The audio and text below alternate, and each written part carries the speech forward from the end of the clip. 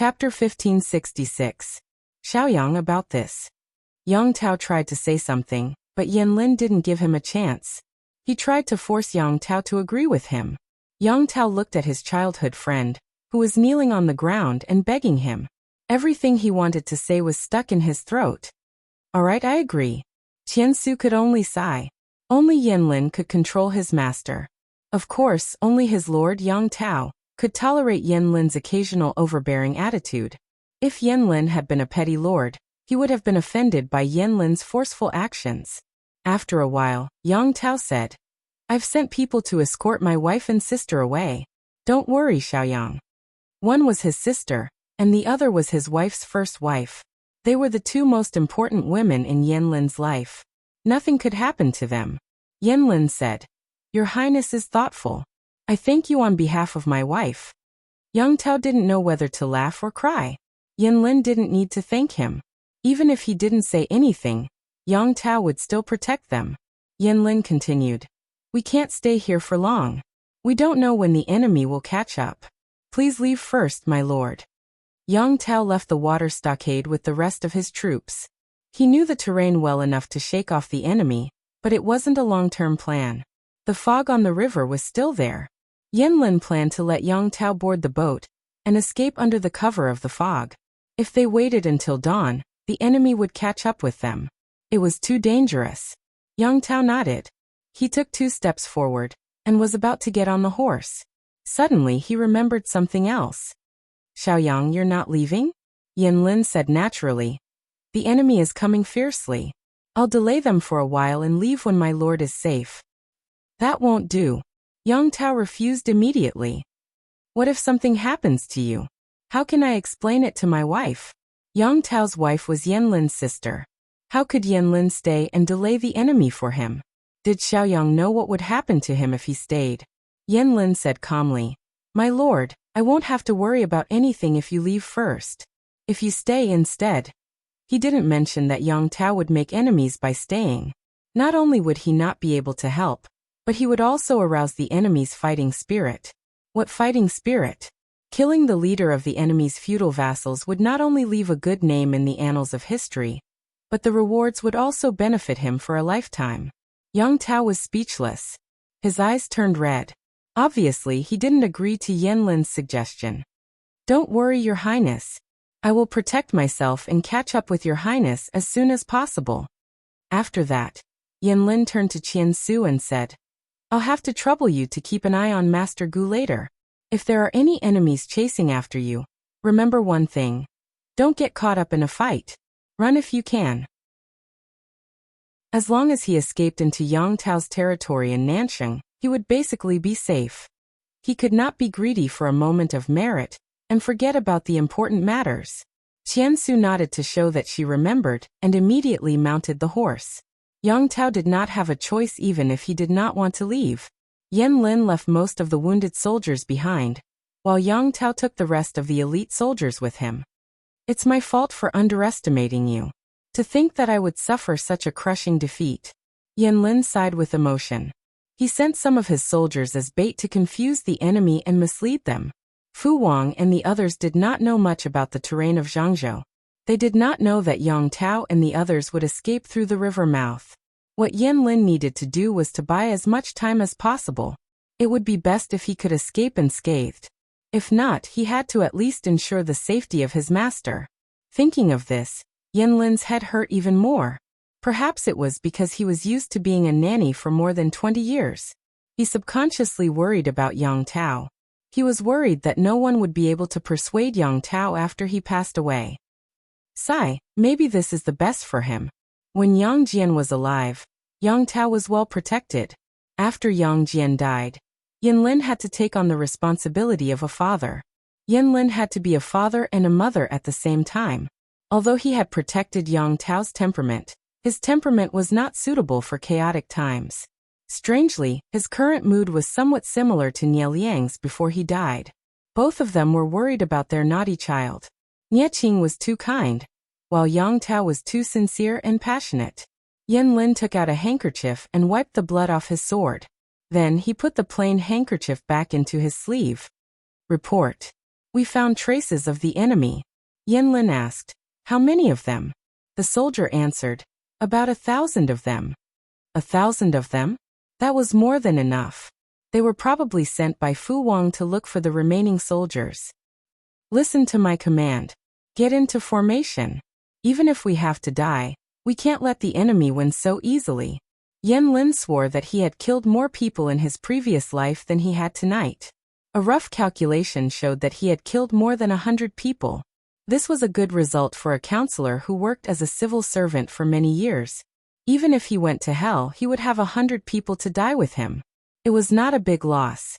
Because of Yanlin's interference, not only did Fu Wang fail to find Yang Tao, but he was also misled into going in the opposite direction. When the soldier learned from the remaining soldiers that Yang Tao and the others had gone in the opposite direction, his face was as colorful as a palette that had been knocked over. At this time, the sky was turning gray. The fog on the river had mostly dissipated. Yang Si and the others were the first to arrive. They wanted to congratulate Fu Wang, but they did not expect him to look angry.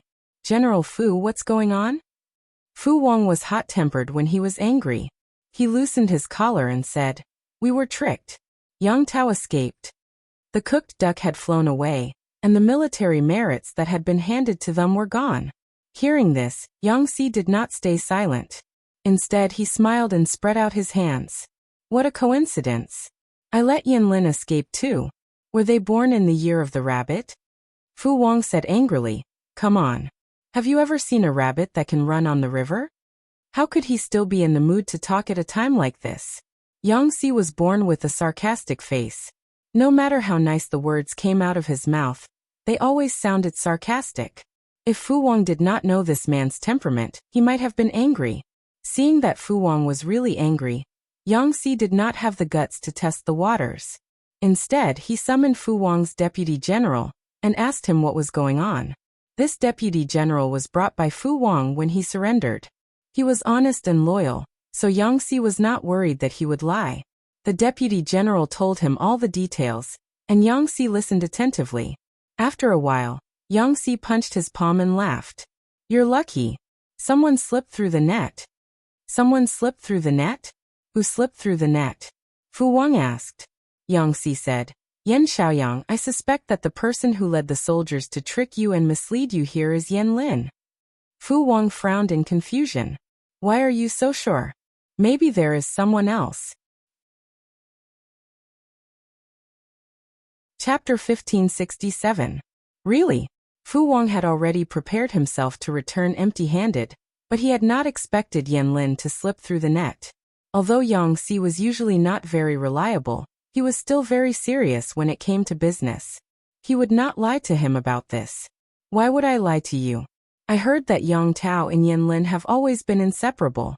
If we capture Yanlin, we might be able to use him to threaten Yang Tao. Even though the methods used to threaten others were rather despicable, there was no such thing as morality when it came to war. As long as they could win, it would be fine. Who would want to pretend to be a gentleman? In addition, Yang Tao lost more than 100,000 soldiers in this battle. Aside from a few who were temporarily recruited, most of them were brought from Nanxing. If Yanlin is captured, there will be no one to help Yang Tao. Sooner or later, he will be in big trouble. Fu Wang could understand the first part of the sentence, but he was confused by the latter part. Why did Yang Si sound like Yang Tao was not a good person? Fu Wang asked directly. From what you said, you don't have a high opinion of Yang Tao. His lord had a high opinion of Yang Tao. How could Yang Jingrong have such high standards? When did I say that? Yang Si shook his head and said, Yang Tao became one of the feudal lords in troubled times. That alone is better than countless people. I said that because Yang Tao is not a man of wealth and power. He is straightforward and straightforward. He is the kind of person who can't be bothered with anything. Why didn't General Fu think about it? Yang Tao is from Dongqing. The aristocrats of Nanxing were willing to support him, because Yang Tao was profitable. Now that Yang Tao had lost the war, his foundation was in danger. Without Yanlin's help, it was only a matter of time before Yang Tao fell out with his previous aristocratic family. Given his straightforward character, maybe we don't have to do anything. Yang Tao will Yang Si winked at Fu Wang and raised his hand to cut off his head. Fu Wang was not optimistic about this speculation. No matter how straightforward Yang Tao was, he was not stupid. There was no way he would put himself in that situation. The most important thing now is to capture Yan Lin. Yang Tao is gone. Yin Xiaoyang can't escape again. Although Fu Wang was not as enthusiastic about building a career as Yang Si, he was also a man who had to support his family. Generals were not like scholars. Scholars could make a living in times of peace and chaos. Martial artists could only make money during times of war. In times of peace, there were not many opportunities. Yang Si said, "I think so too." Even though he knew that Yang Tao would not be able to catch up, Fu Wang still sent people to chase after him. It would be best if he could catch up with them, but if he couldn't, he would also be able to give an explanation to his lord so that he wouldn't be criticized for slacking off. Fu Wang and his companion focused on capturing Yan Lin. Compared to capturing Yang Tao, capturing Yan Lin was more realistic. Even though Yan Lin had some wounded soldiers, they were all wounded and didn't have much food with them. They wouldn't last long. All Fu Wang had to do was to send people to block the shore, keep an eye on the direction of the boats, and block off Yan Lin's escape route. Sooner or later he would be caught. This way there's no way Yin Xiaoyang can escape. Fu Wang was full of confidence. Beside him, Yang Si looked on with a smile and did not comment. He was afraid that he would be beaten if he said anything. Yang Si had a feeling that Fu Wang would be slapped in the face. It turned out that a counselor's intuition was stronger and more accurate than a woman's sixth sense. Fu Wang had cast a wide net, but he still couldn't catch Yan Lin. "Bastard, if we catch him, we'll break his legs. Let's see how he's going to escape." Fu Wang was extremely busy. Not only did he have to deal with the aftermath of the war, but he also had to appease the local people. He also had to politely reject the local forces that came to him to express their goodwill. He didn't want them to waste his time. After so many twists and turns, a day had passed. The soldiers he sent out had not stopped Yan Lin's army. Instead, Yan Lin had escaped deep into the mountains. Fu Wang was so angry that he wanted to set fire to the mountains to smoke them out. "Don't. Didn't my lord say that if you set fire to the mountains, you'll spend the rest of your life in prison?" Yang Si had a frivolous smile on his face, which made Fu Wang's hands itch. He wished he could make intimate contact with Yang Si's face with his palm. Fu Wang said, "Pfft, when did my lord say such nonsense?" Yang Si said, "Many years ago, when we were drinking in the brothel. If you don't believe me, I can write to her and ask her." Fu Wang was speechless.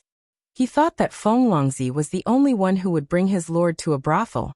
He didn't expect that Yang Si was also a Cancer. Seeing that Fu Wang was about to get angry, Yang Si quickly changed the topic. He comforted him. "The weather is dry now.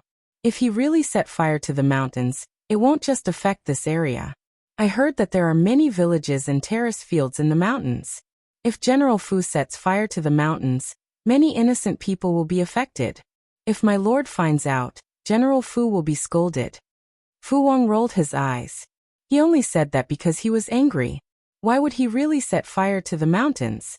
"Then, what should we do now?" Fu Wang asked. "Are we just going to watch them jump up and down?" Yang Si said, "Send people to continue chasing after them. Block all the exits so that Yan Lin can't save himself. We can also exhaust them to death." Fu Wang sighed and chose to listen to Yang Si's Buddhist advice. Just as Yang Si said, the biggest problem for Yan Lin and the others was food. They only had enough food for one day. After that, they would have to kill horses to fill their stomachs. They also had to climb mountains and cross rivers, which was more exhausting than usual. At this rate, they wouldn't last more than a few days. However, that was not the worst news. The enemy had obviously seen through Yan Lin's plan. They had arranged a large number of soldiers everywhere. Yan Lin couldn't break out of the encirclement with his current manpower. If they took the land route, all the passes would be heavily guarded. If they took the water route, all the ports would be guarded too. There was no way to borrow a boat. It seemed like a dead end, but Yan Lin didn't give up, let alone admit defeat. "I know the situation. It's good that my lord is safe and sound." As soon as Yan Lin finished speaking, He felt a sharp pain from the wound on his left shoulder. He frowned in discomfort. The wound was caused by a stray arrow when he was being chased by the enemy. It wasn't a serious injury normally, but there were no medics, no medicine, not even water to clean the wound. He could only bandage it hastily to stop the bleeding. The weather was hot, and Yanlin's armor was heavy. The edge of the wound began to itch and turn red. It looked like it was going to fester. However, Yanlin couldn't care less. He forced himself to lead hundreds of soldiers deep into the mountains to find their destination. If there were no boats, they would make their own. The bamboo here was perfect for making bamboo rafts. With bamboo rafts, they didn't need to go to the shore. They could leave by water in the dark. Even though it was a risky move, it was better than waiting for death. There was strength in numbers. They managed to survive for 3 to 4 days by killing horses, digging weeds, and hunting beasts in the mountains. They had to be careful in case the enemy found them. When the bamboo rafts were ready, Yanlin asked the rest of the soldiers if they wanted to stay. Those who didn't want to leave were dismissed. Even though Yanlin had a high reputation in the army, the soldiers were just ordinary people. They had lost their morale after days of wandering. There was no internal strife because the soldiers were still alive. Chapter 1568. In the end, less than half of them were willing to stay.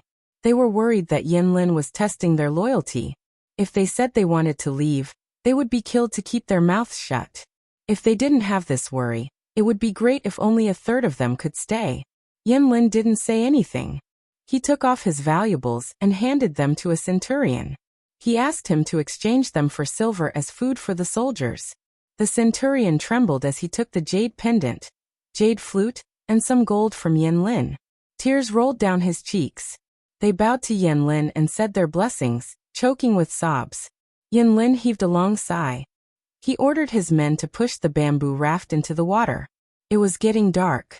It was the best time to escape. However, the escape was not so smooth. The first problem they encountered was Yanlin's illness. His festering wounds gave off a foul smell, and his body was burning. In order to escape, Yanlin hadn't rested for the past few days. He didn't care about his health. The day before yesterday, he had a low fever. After such a long time, his wounds were getting worse. The soldiers couldn't do anything but worry. The wounds were too big, and they didn't have the right medicine. It was hot and humid in the mountains. He hadn't rested for days. All these conditions were terrible. It was no surprise that he was sick. The temperature on the river was low at night. The change in temperature worsened Yanlin's condition. The soldier on the same raft raised his hand to touch Yanlin's forehead. The moment he touched it, he was shocked by the temperature. "It's okay." Yanlin looked a little distracted, but he forced himself to say, "Follow the plan. Don't waste time." He dismissed the soldiers who didn't want to leave with him. They would be caught by Fu Wang's troops after they left the mountain. They would be able to find out where Yanlin and the others were after a little interrogation. How could the raft be faster than a warship? If they didn't hurry, they wouldn't be able to escape. In fact, Yanlin could have prevented this from happening. He could have killed all the soldiers who tried to leave, just as the soldiers feared. He didn't do that, not because he was too soft-hearted, but because it was unnecessary. The remaining soldiers had little morale left. If he killed more soldiers, the hundreds of them would be in chaos. "Counselor, your forehead is very hot. If it keeps burning, won't it?" Yu Jiang silently swallowed the words he wanted to say. If they didn't do anything about it, Yanlin would either become an idiot or die. Of course, it could also turn into pneumonia, but there was no such saying in this era. The deputy general didn't respond to him because Yanlin couldn't stand the protests of his body and passed out. Even in his coma, he could feel himself being in a furnace for a while, thrown into an ice house for a while, shivering all over. Then he felt as if his body was thrown into the deep sea and kept sinking. His surroundings were getting darker and darker. His consciousness was getting more and more blurry. The deputy general's call was more like a faint whisper from the distant sky. No matter how hard he tried to concentrate, he still couldn't hear it clearly. On the other hand, seeing that Yanlin was getting worse, Si Jiang had to make a decision. He had the rest of the soldiers push the bamboo raft to the planned location. If they were lucky, they might be saved. A soldier said hesitantly, "If we encounter an enemy," Si Jiang gritted his teeth and said, "then surrender. I don't think the Lord and the military counselor will blame you." They had tried their best, but fate refused to grant them their wish. If the wounded soldiers surrendered, they might be able to live. If they resisted, they would lose hundreds of lives for nothing. The soldier asked again, "What about the general?" The deputy general said, "The military counselor's injuries are serious. He has a fever all over his body. We need to go ashore and find a doctor as soon as possible." The soldier felt that something was wrong. They finally had a chance to escape. If they stayed to find a doctor, they might expose their identities. The deputy general understood this, but he also knew that if Yanlin died, they would have to face the furious lord when they returned. Besides, it would be a shame if the military counselor died here. If the heavens had eyes, they would definitely be able to turn the situation around. Si Jiang decided to give it his all. Could the result be worse than Yanlin's death and his own death in battle? Let's try. There's still hope. Si Jiang took Yanlin on the raft and left the main group. The future was bleak, and the only thing that kept him going was his determination. After rowing for a long time, Si Jiang and Yanlin finally reached the shore. There was a small fishing village in front of them. Si Jiang thought to himself, "I hope there's a doctor here, even if it's a mediocre one." Even though he knew that the possibility was not high, he believed that the heavens must have eyes. The fishing village was not big. There were only about 30 families and about 100 fishermen. Because there was no entertainment and oil was expensive, most people worked at sunrise and slept at sunset. It was already past midnight, and the fishing village was shrouded in darkness. To prevent their identities from being exposed, Si Jiang took off the raft and their armor, and hid them in the reeds. Then he carried Yanlin into the village. "Is anyone here? Is there a doctor in the village?" Si Jiang knocked on the doors of several families. Either no one answered, or he was scolded. The cowardly ones pretended to be dead. Yes, Si Jiang tried one house after another. When he reached the 7th house, which was near the edge of the village, the owner of the house opened the door. It was dark, but he could vaguely recognize the owner of the house. It was a short woman. The woman glanced at them and said grumpily, "Come in. Don't knock. The villagers might get angry and beat you to death." Si Jiang stood at the door, not daring to go in. The woman turned around and lit an oil lamp. She asked, "Why don't you come in?" The deputy general blinked and secretly clenched the dagger hidden in his sleeve. "Isn't the person on your back sick?" The woman said, "I'm a doctor." The deputy general was surprised. How did the woman know he was here for a doctor? The woman said angrily, "Are you stupid? Just now you were knocking on every door, howling and crying. It's not like I'm deaf." The deputy general's face turned red. Fortunately, his skin was dark, or it would have been embarrassing. Thank you, doctor." Si Jiang hurried in with Yanlin on his back. He put the patient on an old bamboo mat. The young lady did not talk nonsense. She lit up several oil lamps in a row, and could barely see the patient's condition. Yanlin had been so busy that he didn't have time to take care of himself. His hair was messy and his face was stained. It was hard to tell what he looked like. However, the woman could see that he was handsome. He must be a handsome man after washing up. "This kid looks promising. Too bad he's a soldier." The deputy general said, "What's wrong with being a soldier?" The woman took off Yanlin's shirt and pointed to the wound. "He's a soldier who hangs his head on his belt. What's wrong with that?" The deputy general was speechless. Why did she take off the military advisor's shirt without saying anything? Chapter 1569. Seeing that Si Jiang was still standing there in a daze, the young lady said angrily, "What are you doing? Go and boil some hot water." Si Jiang had never seen such a disrespectful woman, but he still counted on the doctor to save his life, so he didn't dare to disobey. "I'll go boil the water now. Please wait a moment, doctor." Si Jiang fumbled to boil a pot of hot water. Fortunately, there were a lot of dry firewood and withered grass near the stove, which saved him a lot of effort. After searching for a long time, he finally found a relatively clean wooden basin for cutting vegetables. He rinsed it with clean water and filled it with boiling hot water. When he came back, he was almost scared stiff and almost asked, "What are you doing?" Si Jiang couldn't help but pull out his dagger, but he didn't dare to act rashly because Yan Lin's military counselor was still in her hands. "What am I doing? I didn't do anything to him." The young lady was very calm and didn't forget to flirt. She said, "As you can see, I don't have clean gauze in my house. I saw that his clothes were made of good material, so I cut them off and soaked them in hot water to disinfect them." Si Jiang, the young lady asked, "Is the water I asked you to boil done?" Seeing that the young lady didn't want to kill him, Si Jiang put away his dagger and replied, "It's done. Bring it over when it's done.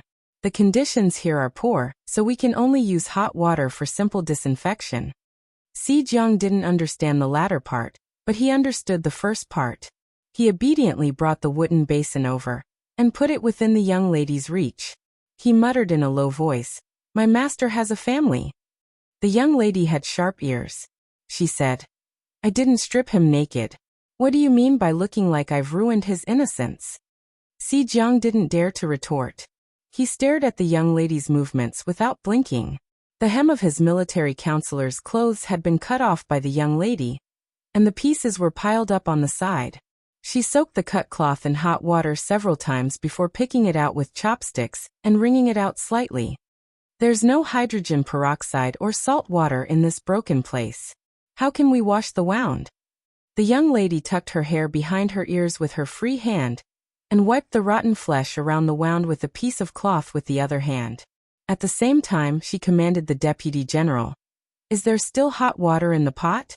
Go and cool the hot water. It can barely be used to clean the wound. Then go and get the vinegar from the kitchen." Si Jiang was dumbfounded. Shouldn't doctors feel the pulse and prescribe medicine? One moment he was boiling water, the next moment he was cooling it, and the next moment he was bringing vinegar.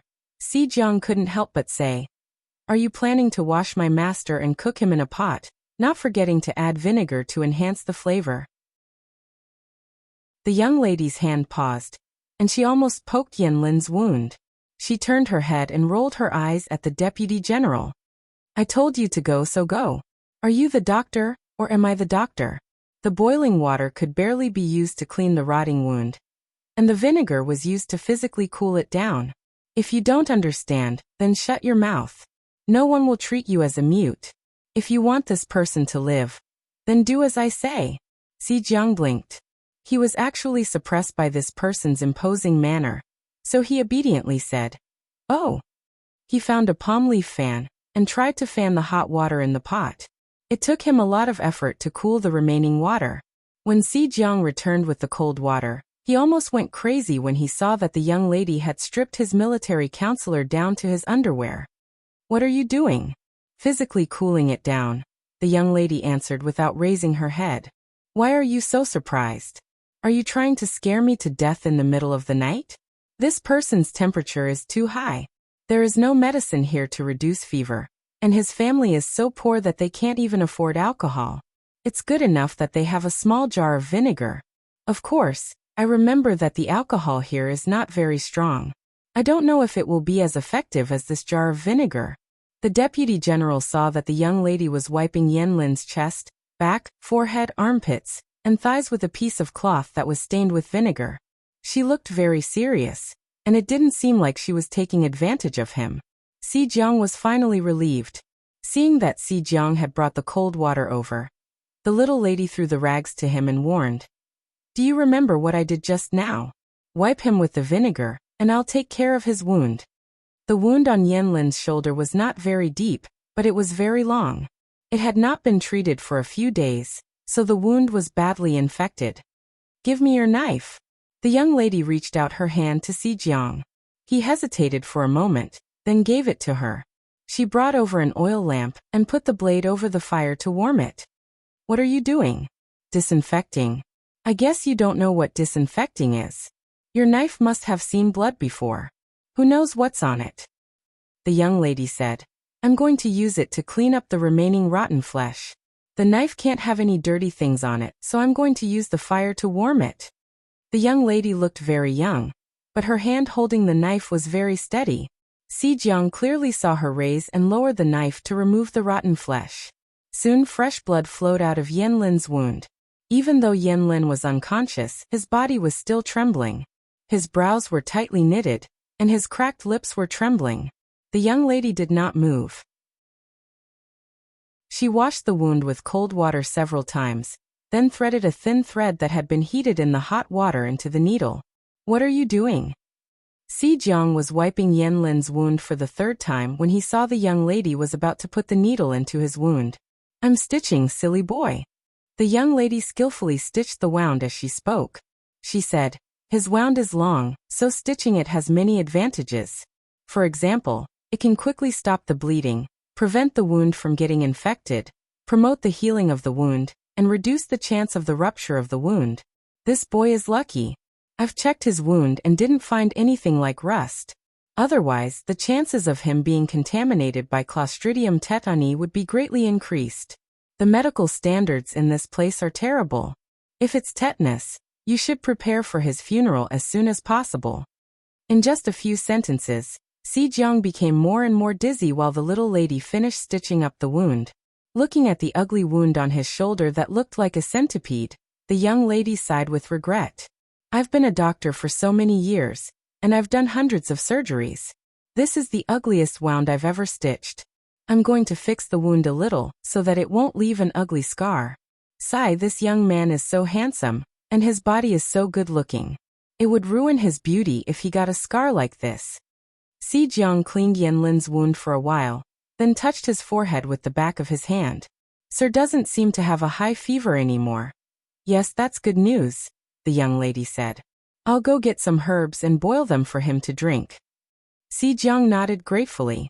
Little did he know that the young lady sighed as soon as she left the room. "I'm probably the poorest person in the world." He never expected that the person he saved was the host's archenemy, Yan Lin. Chapter 1570. Yan Lin was so poor that he didn't even have a single valuable item. The dream of 1,000 years event had been held for so many years, and so many lucky people had left with some souvenirs. He was the only one who would have to return empty-handed. That's right, it was him. This lucky guy was also a typical guy who wore women's clothes. Less than a quarter of an hour after he arrived, he heard someone knocking on the door of every house, begging and crying. The guy was crying so hard that he felt sorry for him, so he decided to save him. Unfortunately, he didn't have anything he wanted, so he could only do his best. It was up to Yan Lin to save his own life. "Strawberry smoothie. Stop crying." Why did this lucky guy get selected with less than 10 comments? "Blueberry smoothie. Give up." The luck in the live streaming room has nothing to do with activity. Mysterious don't save stupid. As a regular streamer, many of the IDs of the big shots looked familiar. Only this time, the lucky guy was a stranger. He had only managed to get a spot in the live streaming room for more than 10 years. He had only made 8 comments, and his ID was "Medical can't save stupid." I didn't want to make so few comments. As a doctor, I'll get beaten up by my patients if I watch live streaming during work hours.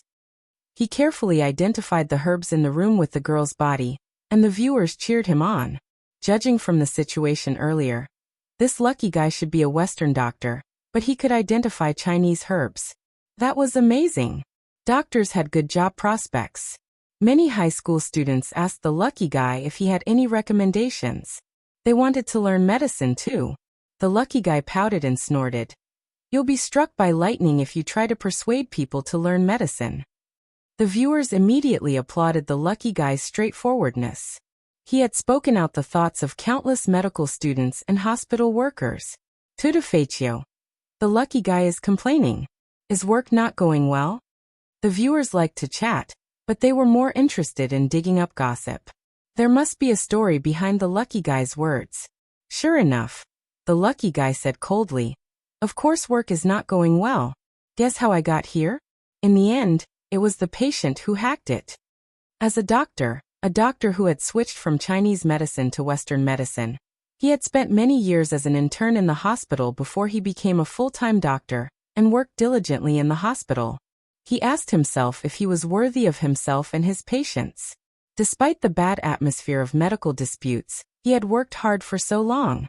Even if he had not made any contributions, he had worked hard. Unfortunately, her luck was really bad. She was sent to the ICU by the pregnant woman's husband right after she finished one surgery. Sigh, there are too many idiots in the world. Learning medicine can't save them. The European emperor heaved a sigh of relief and made a smoking gesture. When I chose to study medicine, I was also full of enthusiasm. I had the heart to save the world and the people. However, brain damage is an incurable disease. I have the heart to save it, but I can't do anything about it. Giving birth to a boy or a girl has nothing to do with me. It's not like I'm king his wife up. 5 million salted fish. Looking at a delicate and pretty little girl using a soft voice to say such crude words. It hurt his eyes, */omega*, working cells. I don't understand. What does this have to do with you being the chosen lucky emperor? It has something to do with it.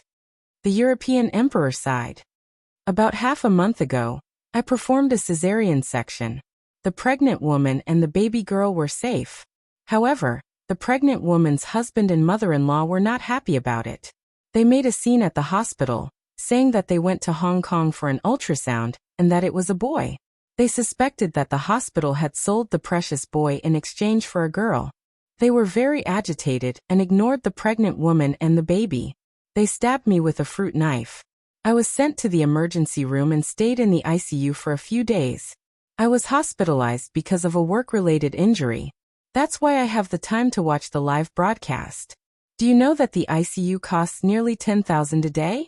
If it weren't for my insurance, I don't know how long I would have to work for the hospital for free to recoup my losses. After saying that, the European emperor sadly wiped away non-existent tears and sighed. It's easy. 5 million salted fish quietly replied. It's not easy. Those who hear it will be sad and those who see it will cry. Tudo feitio. Misfortune and good fortune depend on each other. It might not be a bad thing. Isn't it just a lucky transmigration? According to the popularity of the live broadcast, your story will be on the hot search list in minutes. Those who hurt you will be forced to give you an explanation. The European emperor was not a person who liked to be stubborn. Although he had suffered an unexpected misfortune, he would not give up his favorite job because of fear of choking. The salted fish were no longer jealous of the European emperor after hearing what happened to him. After all, this was what the European emperor deserved. This body belonged to the village's barefoot doctor. Whenever the villagers had a headache or fever, they would come to her. Therefore, there were many common herbs in the house, most of which were used to treat headaches and fever. The European emperor prescribed some medicine for Yan Lin's fever, and asked the general to take it to the kitchen. The European emperor said, "His wound should not be moved. Let him rest here for a while." Although the European emperor could only stay for 12 hours, this body belonged to the barefoot doctor. Minor illnesses could be treated. The general carefully brought the hot medicine to Yan Lin. He blew on it to cool it down and fed it to Yan Lin. Hearing the European emperor's suggestion, the general looked a little hesitant. The longer he stayed, the more likely his identity would be exposed. However, the military advisor's condition made it difficult for him to move. The European emperor knew who they were, so he wisely chose to keep quiet, and did not ask any more questions. On the other side, Yan Lin dismissed the soldiers who were willing to leave. The soldiers exchanged the things he gave them for money, and were ready to leave. However, they could not hide their whereabouts from Fu Wang's troops. They were soon caught and interrogated. Some of them refused to confess, but others were afraid of death. Faced with all kinds of torture devices in the cell, they were so scared that they almost wet their pants. I'll tell you. Don't kill me." Some of them couldn't help but confess. The others gave up to save their lives. Fu Wang then realized that Yan Lin had brought his men into the mountains to look for bamboo, to make bamboo rafts to escape. The moment he got the news, he sent his troops to chase after them. In the middle of the night, they caught another group of soldiers who had escaped, but Yan Lin was not among them. Where did Yin Xiaoyang go? Fu Wang was not a good-tempered man. He chose to use violence to force them to talk. Heaven would reward those who waited. Finally, he found out the truth. Yan Lin was seriously ill, and the deputy general took him ashore to seek treatment. Yang Si was woken up by Fu Wang in the middle of the night. After listening to what he had to say, he analyzed. If that's the case, Yan Lin's condition must be so serious that his life is in danger. There are only small fishing villages in the nearby waters, and there are no decent medical centers, let alone doctors with superb medical skills. Do you mean, Yan Lin is very likely to die of illness? Yang Si snorted. If he's alive, I want to see his body. Even if it's just Yan Lin's body, it's more valuable than an ordinary person's. Fu Wang said. If that's the case, then I'll send someone to search the fishing villages. I'm sure we can find Yan Lin. Although the general was very cautious, he still left traces when he dragged the bamboo raft into the reeds. The soldiers followed the clues and located them. The next day, when the fishermen were about to go fishing, a group of strange soldiers came to the village. Did any of you see any strangers last night?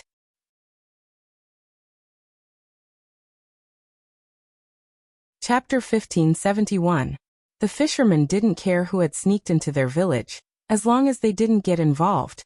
Out of self-protection, they quickly told the police where Yan Lin and his wife were. At the same time, they were looking forward to it. The arrest had caused such a big commotion. Maybe the two escaped criminals were sentenced to death. If they reported them, they might even be rewarded. The fishing village was small, so the commotion at the entrance would spread to the other end of the village. When the soldiers arrived at the fishing village to question people, Lucky Emperor, who was out drying his medicine, realized that they were here for Yan Lin. After standing still for 3 seconds, he decided to pretend that nothing had happened. He lowered his head and continued drying his medicine. 5 million salted fish stayed up with him for a long night. He told Oh Huang that the medical dispute that happened in his hospital had reached the top of the hot search list at the speed of a rocket. The weird husband, daughter-in-law, and mother-in-law of that family had also been dug out and hung on the wall with their names. It was illegal to search for human flesh, but Lucky Emperor wasn't a saint. He appreciated the salted fish's good intentions. The family had shamelessly accused the hospital of swapping the baby. They refused to admit their mistake and refused to pay for the medical treatment and surgery fees. The hospital didn't want to make a big deal out of it, so Lucky Emperor had to suffer. In order to pay for the surgery, he had used all his savings from his years of work. People who didn't know the truth would think that doctors were so rich that their family would rush to give them red packets whenever they performed a C-section. They didn't know that the hospital had its own rules. There were doctors and family members like that, but they couldn't condemn all doctors. He was on a fixed salary. The family members gave him red packets to make them feel at ease. They thought that the doctor would take extra care of the pregnant woman. He knew this rule. He accepted the red packets to make them feel at ease. He gave them back after the surgery to live up to the oath he made when he was studying medicine. Therefore, he could only count on his salary. Every month, apart from his basic necessities and a fixed deposit of 1,000 yuan, he transferred the rest of the money to his parents. Hearing the salted fish say that the family had been hung on the wall, Lucky Emperor couldn't help but gloat. Fanziwu. I saw the news. I thought it was the man and his family that were weird. I didn't expect the woman to be weird too. Poor girl who reincarnated into their family. In order to prove their innocence, the hospital paid for a paternity test. The family said that the hospital and the DNA testing agency were in cahoots with each other and forged the report. In other words, why didn't this family of sticklers kidnap a monkey to the heavens? Tong tong der, discriminating against women is the saddest thing, especially when this woman was a mother. She was so angry that she exploded on the spot. Poor girl, she was born into such a family. What would she do in the future? When the European king told them about his experience, the salted fish automatically imagined him as a weak and helpless mother. When the resourceful salted fish dug up all the information about them, he realized that the mother was also a genius among geniuses. It was said that the mother-in-law planned to stomp the child to death after taking it home. so as not to delay the birth of a second child. The child's mother sadly chose to stand by and watch. In the end, it was the neighbor who realized that something was wrong and saved the child. When the neighbor called the police, he was also threatened by the family. They had seen strange people, but they had never seen such strange people. How did they sneak into the human path from the animal path? Today was the best day in Europe. He was humming a tune as he dried the medicine. The group of soldiers in the distance surrounded her and approached her. The salted fishes were stunned when they saw that Lucky Emperor wasn't going to warn them. Jasmine Qingxiang. No, Mr. Lucky Emperor, aren't you going to wake them up? The European king smiled. I saved them because I'm a doctor. As a doctor, I can't just leave them to die. Yan Lin's injury is almost healed, and the rest is not my job as a doctor. I don't want to get involved in this. Also, if I wake them up, the owner of this body will be beaten into an ally. The host is not at the Zhangzhou battlefield, so he can't protect the little girl. I'd better not force myself. Although the European king was a salted fish, he was not a man without principles. He liked Yan Lin, but no matter how much he liked his idol, he couldn't sacrifice an innocent life.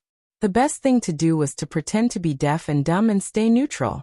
Yan Lin was still unconscious in the room. The general had been taking care of him all night, and was exhausted. He wouldn't wake up anytime soon. A man, who was probably a centurion, approached the European king and said, "Someone said that you took in 2 suspects last night?" The European king was about to answer when he saw a few soldiers entering the room to arrest the suspects. The corner of his mouth twitched. They were already in the room. Wasn't it unnecessary to ask him? There were indeed 2 people who came to seek treatment last night. What's wrong? The centurion knew from the villagers that the European king's body was a barefoot doctor in the village, so he didn't blame him.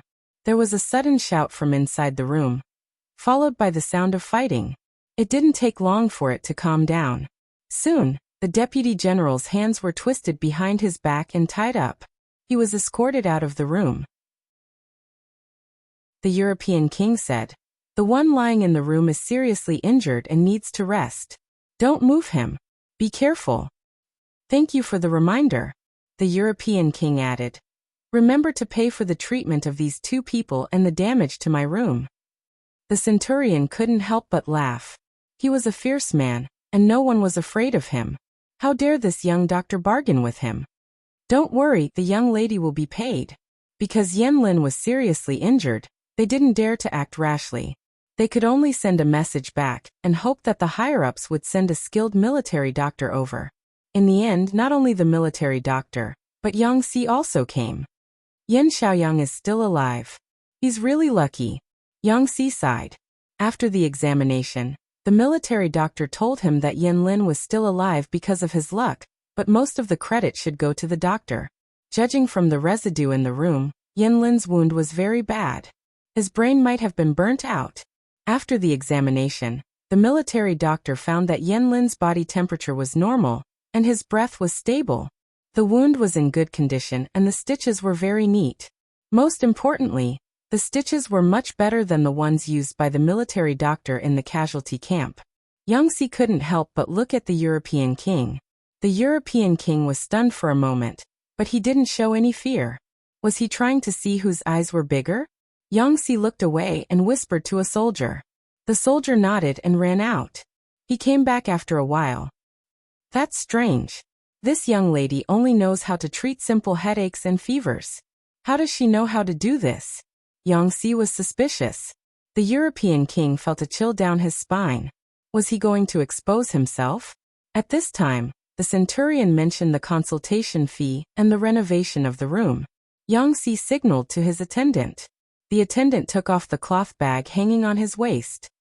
"This is the consultation fee. The life you saved is very important. It's worth it." Yang Si was a stingy man.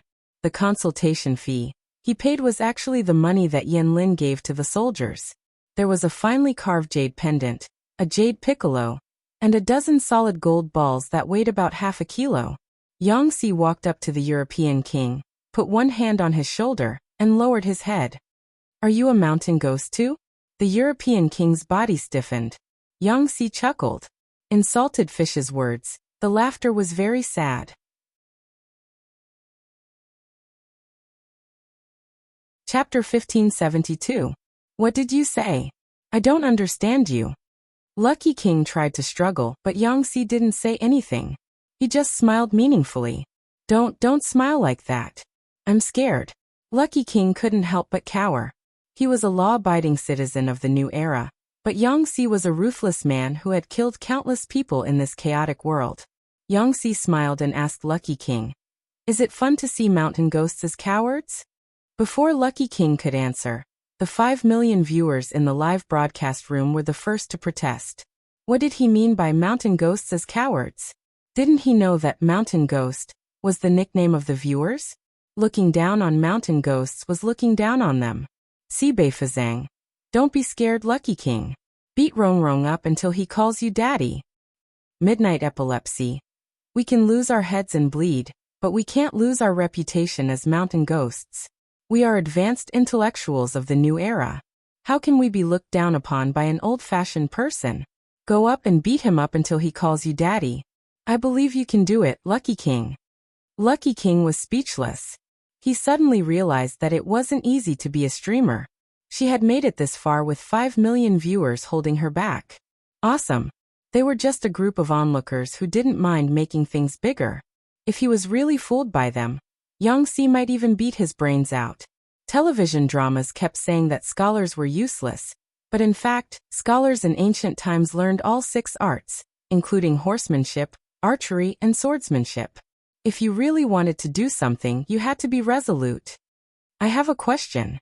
Lucky King saw a few soldiers moving the unconscious Yen Lin onto a stretcher. He was glad that Yen Lin's fever had subsided in the second half of the night, and the general had already dressed him. Otherwise, it would have been embarrassing. What are you going to do with him? As for this, it still depends on my lord. If Yen Lin is willing to surrender, it will save us a lot of effort. Why do you ask? He's my patient after all. It wasn't easy for him to escape from the gates of hell. If you kill him, it will make my previous effort seem stupid. I'll feel more at ease if I ask. Lucky Emperor's mood was a little heavy. As a doctor, he was used to seeing life and death. He had been honed during his internship in various departments. However, humans were not plants. Even if he was used to seeing some things, he would not be numb to it. The battles between the feudal lords and the internal strife of the chaotic world resulted in countless deaths and injuries. The lives of those who were sacrificed were as worthless as grass. He understood this logically, but he still felt pity and sympathy for them.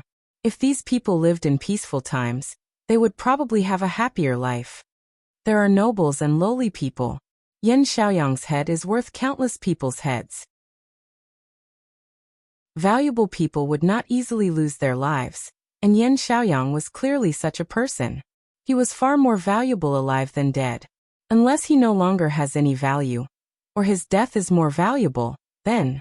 Yangtze deliberated and said, according to the master's temperament, as long as Yen Lin is willing to surrender, he will not die. Lucky King could not help but roll his eyes in his heart. Who didn't know that? He also knew that the host was narrow-minded and could not tolerate the slightest bit of betrayal. As long as he was in her camp, the word betrayal was a taboo. If that's the case, I know what to do. Seeing that the soldiers had taken Yen Lin away, Lucky King made up an excuse and said, "Someone disturbed my sleep last night, and I couldn't sleep at all. If you don't have any other instructions, I'll go back to my room to rest. Forgive me for not seeing you out." Yangtze did not stop him. He secretly sent someone to keep an eye on Lucky King and report to him if there was anything unusual. According to the previous experience, the so-called mountain ghosts could not stay in the world for too long. After they left, the possessed people would not remember what they had done. Yangtze only needed to observe if there was any change in the person's temperament before and after being possessed by the mountain ghost, so he could tell if the person had left or not.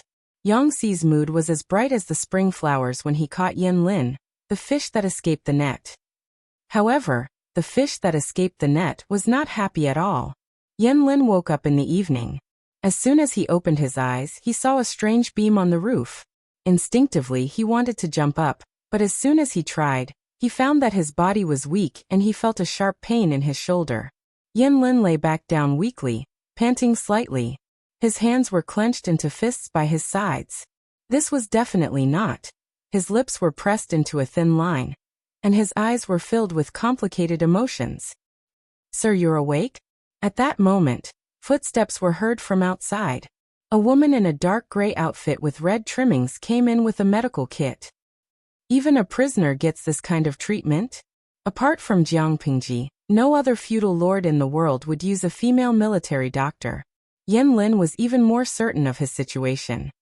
Even a prisoner has the right to live until he is dealt with. My lord is not a bloodthirsty person. Moreover, you're different from ordinary people. You're very valuable. Of course, we need to take good care of you. The military doctor was good at talking, but Yan Lin thought that she was talking nonsense. What are you doing? Yan Lin saw that the military doctor was about to untie his belt. He frowned and raised his hand to stop her. Sir, the wound on your shoulder needs to be taken care of. Wipe it regularly and get rid of the filth. Otherwise, it will fester and turn red again. The military doctor brushed his hand away and took off his shirt, revealing his shoulder. You're a patient now. You should cooperate with the doctors. Don't throw a tantrum. Yan Lin thought back to how he was before he fell ill, and kept quiet. Sir, the doctor that General C found for you is very good. The stitches on the wound are excellent. If the healing goes well, the stitches will be removed in 10 days. The military doctor said. The wound will sting later. Please bear with it for a while, sir. Oh Huang took good care of the wound. Yan Lin showed no signs of infection again. The military doctor only needed to change the dressing regularly. It was very easy. Is this alcohol? The military doctor said. It's hard liquor. It's used to treat wounds. Don't drink it. Yang Si wrote a letter to his lord excitedly. Although he didn't catch Yang Tao, it was still a great victory to catch Yan Lin. Fu Wang led the army to clear the remaining soldiers, and officially incorporated Jiangzhou into Jiangpingji's territory. He didn't go after Yang Tao. Instead, he listened to the military counselor's plan. He rested and rested, waiting for the enemy to die. About 10 days later, the military doctor removed the stitches on Yan Lin's shoulder. Young people tended to recover quickly. Other than losing a few pounds, Yan Lin was doing fine. Yang Si asked the military doctor in charge of Yan Lin, "How is he? How is his recovery?" The military doctor answered honestly. Yan Lin was recovering well. However, the wound was too long. If he moved too much or was too emotional, it might rupture. Yang Si said with regret. Is that so? What a pity. The military doctor asked curiously. What a pity. Yang Si said. I have a piece of bad news that will make him fly into a rage after hearing it. 1 Buddha is born. 2 Buddhas will ascend to heaven. But you said that he hasn't fully recovered yet. If I tell him, the wound will rupture again. Won't that cause more trouble for you? The military doctor was speechless. He had heard that scholars were evil, but he didn't expect them to be this evil.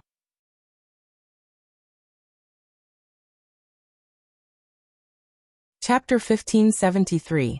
What news could Yang Si possibly have that could make Yan Lin so furious that he was about to fly into a rage? The doctor suppressed her curiosity and focused on her work. Every time she changed Yan Lin's bandages, she would show a strange expression. These fellows who were able to become strategists in troubled times, whether it was observation or analysis, were simply not something an ordinary person could imagine.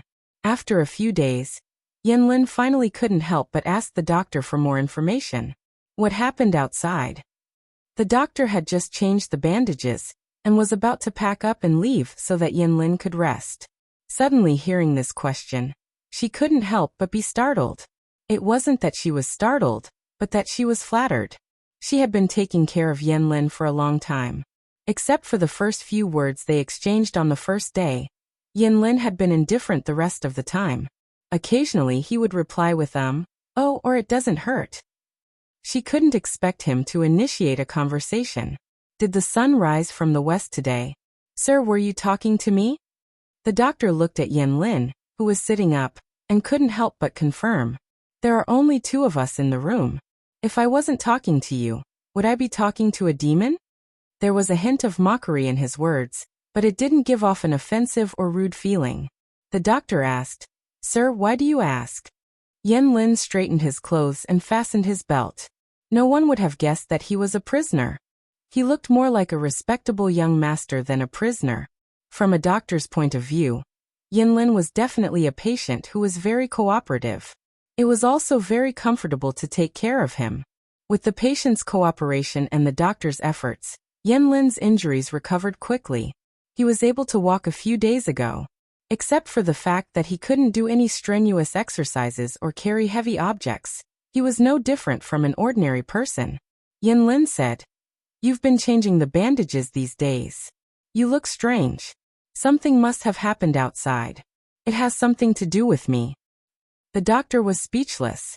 Was she really that obvious? But, sir, please don't make things difficult for me. I don't know what happened, and even if I did, I wouldn't tell you. The doctor refused directly. She said, "The military camp has its rules. I can't tell outsiders without permission. Please forgive me." Yan Lin remained calm. He was not surprised by the doctor's answer. If the military doctor revealed the news without hesitation, he would be mocking Jiang Pingji for not being strict with her subordinates. "If that's the case, please find someone who can talk to you," Yan Lin said in a self-mocking tone. "Since I'm already a prisoner, I should be treated like one. I've been locked up here all day to recover from my injuries." People who don't know what's going on might think that I'm a guest of honor. The military doctor relayed Yan Lin's words to Yang Si. Coincidentally, Feng Zhen was also present. When the two of them heard this, they looked at each other and smiled with ill intentions. The military doctor felt his hair stand on end when he saw this. Yang Si dismissed the military doctor with a few words. "I understand. You can go and do your own things. I'll find time to visit him in the evening." The military doctor retreated. Feng Zhen, who was sitting on the side, tapped his palms with his closed golden fan. "Are we really going to tell Yan Lin?" Yang Si smiled and said, "He'll find out sooner or later. The earlier we tell him, the earlier he'll give up. If Yan Xiaoyang wants to commit suicide, I'll prepare something for him. White silk, poisoned wine, a dagger, a long sword. I'll have everything. Even if he dies, he'll die a dignified death." Feng Zhen said, "You're gloating." If the two of them weren't on good terms, Feng Zhen would have added, "A villain intoxicated by success." Of course, if he said that, Yang Si would probably hold a grudge against him. Who knew when Yang Si would cause trouble for him? Yang Si straightened his chest and said confidently, "I'm gloating." Therefore, Yang Si went to see Yan Lin in a gloating mood. It was obvious that Yan Lin wanted to see him, but when Yang Si came, he didn't say a word. Seeing this, Yang Si decided that silence was golden. He wanted to see how long Yan Lin could hold it in. Neither of them spoke first. They just drank their tea in silence. Finally, Yang Si couldn't hold it in anymore. More than half of the tea on the table had gone into his stomach. If the stalemate continued, he wouldn't be able to hold it in anymore. "I heard that you wanted to see me. What's the matter?" Yang Si spoke first. His tone was very unfriendly. "I want to ask about two things, of course." Yan Lin was very straightforward. "What do you plan to do with me? How is my lord?" These two questions are not difficult to answer. Yang Si didn't deliberately keep Yan Lin in suspense. He said straightforwardly, "As for how to deal with you, it's up to my lord to decide. I'm just a small military advisor. I don't have the right to overstep my lord's authority, let alone make decisions for my lord. As for your lord Yang Tao, he's not in a very good situation. A few days ago, I received a piece of news. It has something to do with you and your lord Yang Tao. However, the military doctor said that your injury hasn't healed yet. I was afraid that your injury would worsen if you heard about it, so I kept it a secret for you." Yang Si looked like he was doing this for his own good, but Yan Lin didn't buy it. He said indifferently, "It doesn't matter. I've recovered from my injury. Tell me what you want." Yang Si suddenly revealed an unfathomable smile, all the malice written on his face. "I wonder if you've heard of this saying. Those who are not of our race will always have a different heart." Yan Lin said, "Of course I've heard of it. What do you mean by that?" The foreign tribes near Dongqing and Nanxing were the 4 tribes of Nanman, and the 3 tribes of the northern borderline. Both of them had been wiped out. How could they still cause trouble? This saying comes from Zhuozhuan. It says, "Those who are not of our race will always have a different heart. Although Chu is big, those who are not of our race will never be willing to be with us." This tribe is not a tribe of ethnic groups, but a clan. This saying can not only be used for clans and ethnic groups, but it can also be used for countries. Yang Si said with a smile. Yan Lin clenched his fists on his knees.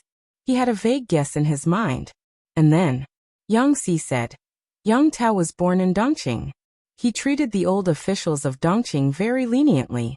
This has already made the gentry from Nanxing extremely dissatisfied. Now that the battle in Zhangzhou has failed, Yang Tao has lost more than 100,000 soldiers. Most of these soldiers, except for a few who were recruited from Zhangzhou, were brought from Nanxing. What will the gentry from Nanxing who sided with Yang Tao think after losing so many soldiers? The conflict between the two has become even more intense. If there is an external force at this time, Yang Tao will be in a very dangerous situation. Yan Lin's eyes turned cold. External force?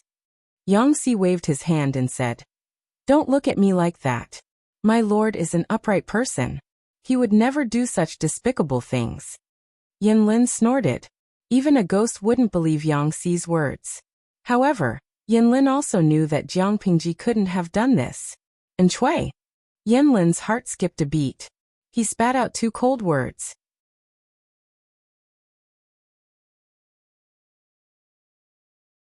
Chapter 1574. What did Cui do? Yang Si grinned at Yan Lin. Every word he said was full of malice, like poison in his mouth. Yan Lin looked at Yang Si calmly and asked again, "What did Cui do?" Yang Si smiled. "Take a guess." Yan Lin was speechless. If it weren't for the fact that he had yet to recover from his injuries, and that he was a prisoner, and that there were more than 10 guards standing outside the door, he really wanted to cross the short table between the two of them and beat Yang Si up. But he didn't know that this was Yang Si's evil side. He knew that the others were as anxious as ants on a hot pan. The more he kept his cool, the more he had to keep them in suspense.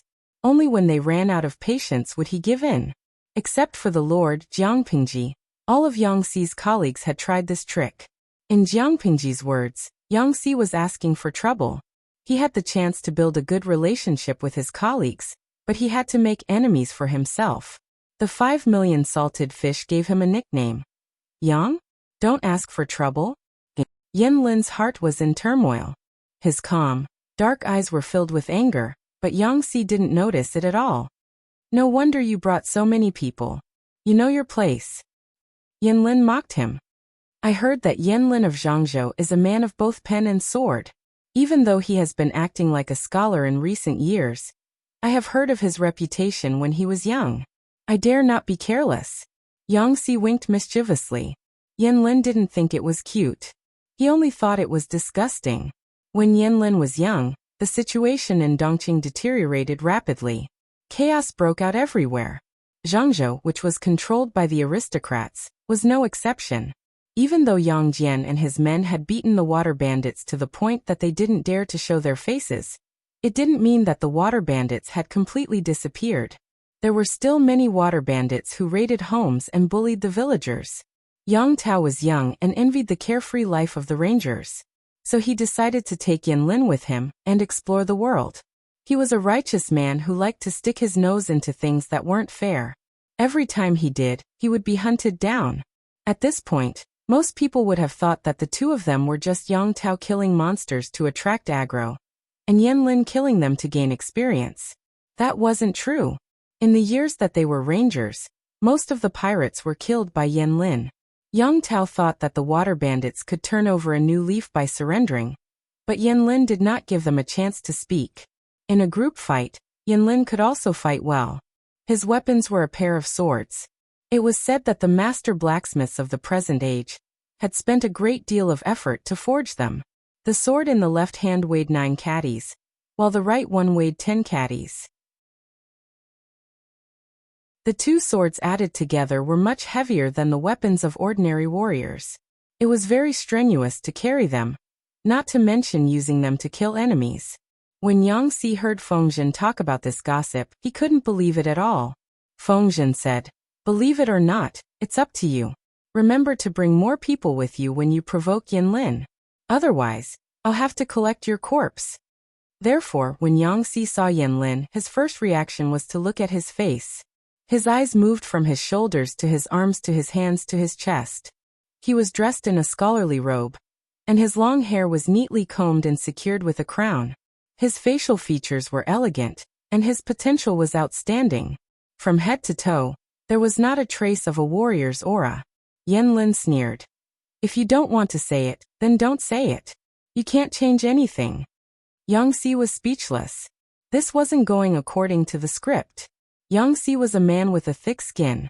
If his face was in a story, he would definitely be the villain. He wouldn't survive more than 3 chapters. "Oh, why don't you tell us what happened so that we can compare? I want to see if the person Feng Zisher admires is worthy of his reputation or not." Yang Si tried to save face for himself, and tried to provoke Yanlin to continue the conversation. Yanlin said, "And Chui is ambitious. His strategist, Hua Yuan, is also a cunning man with ulterior motives. The epidemic that broke out during the conquest of the 4 tribes of Nanman was most likely part of their plan. They plotted against my lord, Yang Tao, and Lu Shi, trying to profit from the conflict.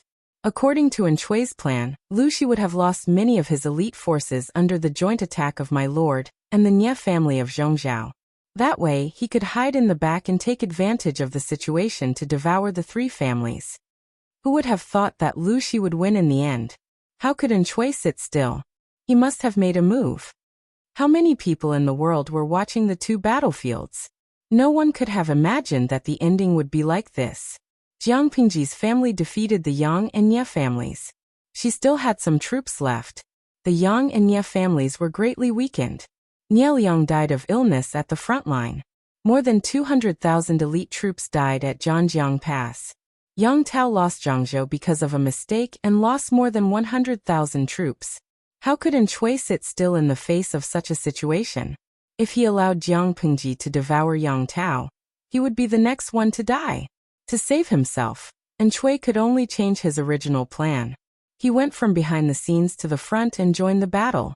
He could either join forces with Yang Tao, or take over Yang Tao's territory and troops. If he joined forces with Yang Tao, Chui still needed to support Yang Tao's troops and supplies. Even if he won against Jiang Pingji, he would still have to fight with Yang Tao, who had recovered his strength. If he chose to devour Yang Tao, it was equivalent to nipping his future enemy in the bud. Both options had their pros and cons. On the whole, the benefits of the latter were greater than the former. Yang Tao was half dead now. He did not have many troops left. He was in dire need of supplies and supplies. The Nanxing aristocrats who had supported him had many complaints about him. What about Chui? After the crusade against the 4 factions of Nanman, Chui's power in Nanxing had multiplied. His reputation had also reached its peak. He was born into the aristocrats of Nanxing. His interests were closer to the local aristocrats. In terms of status, he had more political advantages than Yang Tao. According to Yanlin's speculation, Chui had most likely sent people to persuade the aristocrats who disliked Yang Tao.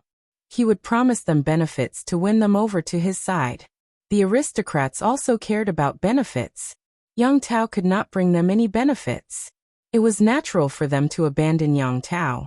Yanlin could totally imagine what would happen to Yang Tao when he returned to the city under Chui's plan. Chui took advantage of the moment when my army was defeated and the people's hearts were wavering. I'm not surprised at all. Yanlin calmly analyzed the situation Yang Tao was facing. He did not expect Yang Si to still look at him as if he had guessed wrong. Not only that, they're making false accusations. Yanlin's eyes widened in shock. He stared at Yang Si. What? Yang Si said. How many aristocrats do you think Chui has instigated? A small number? The news of Yang Tao's defeat had just spread. More than half of them had already switched sides. The remaining few were just watching silently. Yang Tao is not leading his army back to the Nanxing army. He's courting death. Crack. Yang Si's sharp ears heard something. He looked down and was shocked to see that Yen Lin had crushed a teacup with his bare hands.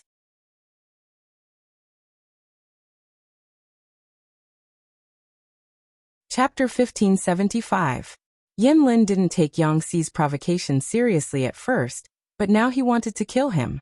Just as he said, if Yang Xi had not placed more than a dozen guards outside the door, he would have pressed Yang Xi down and beaten him up. Is there worse news?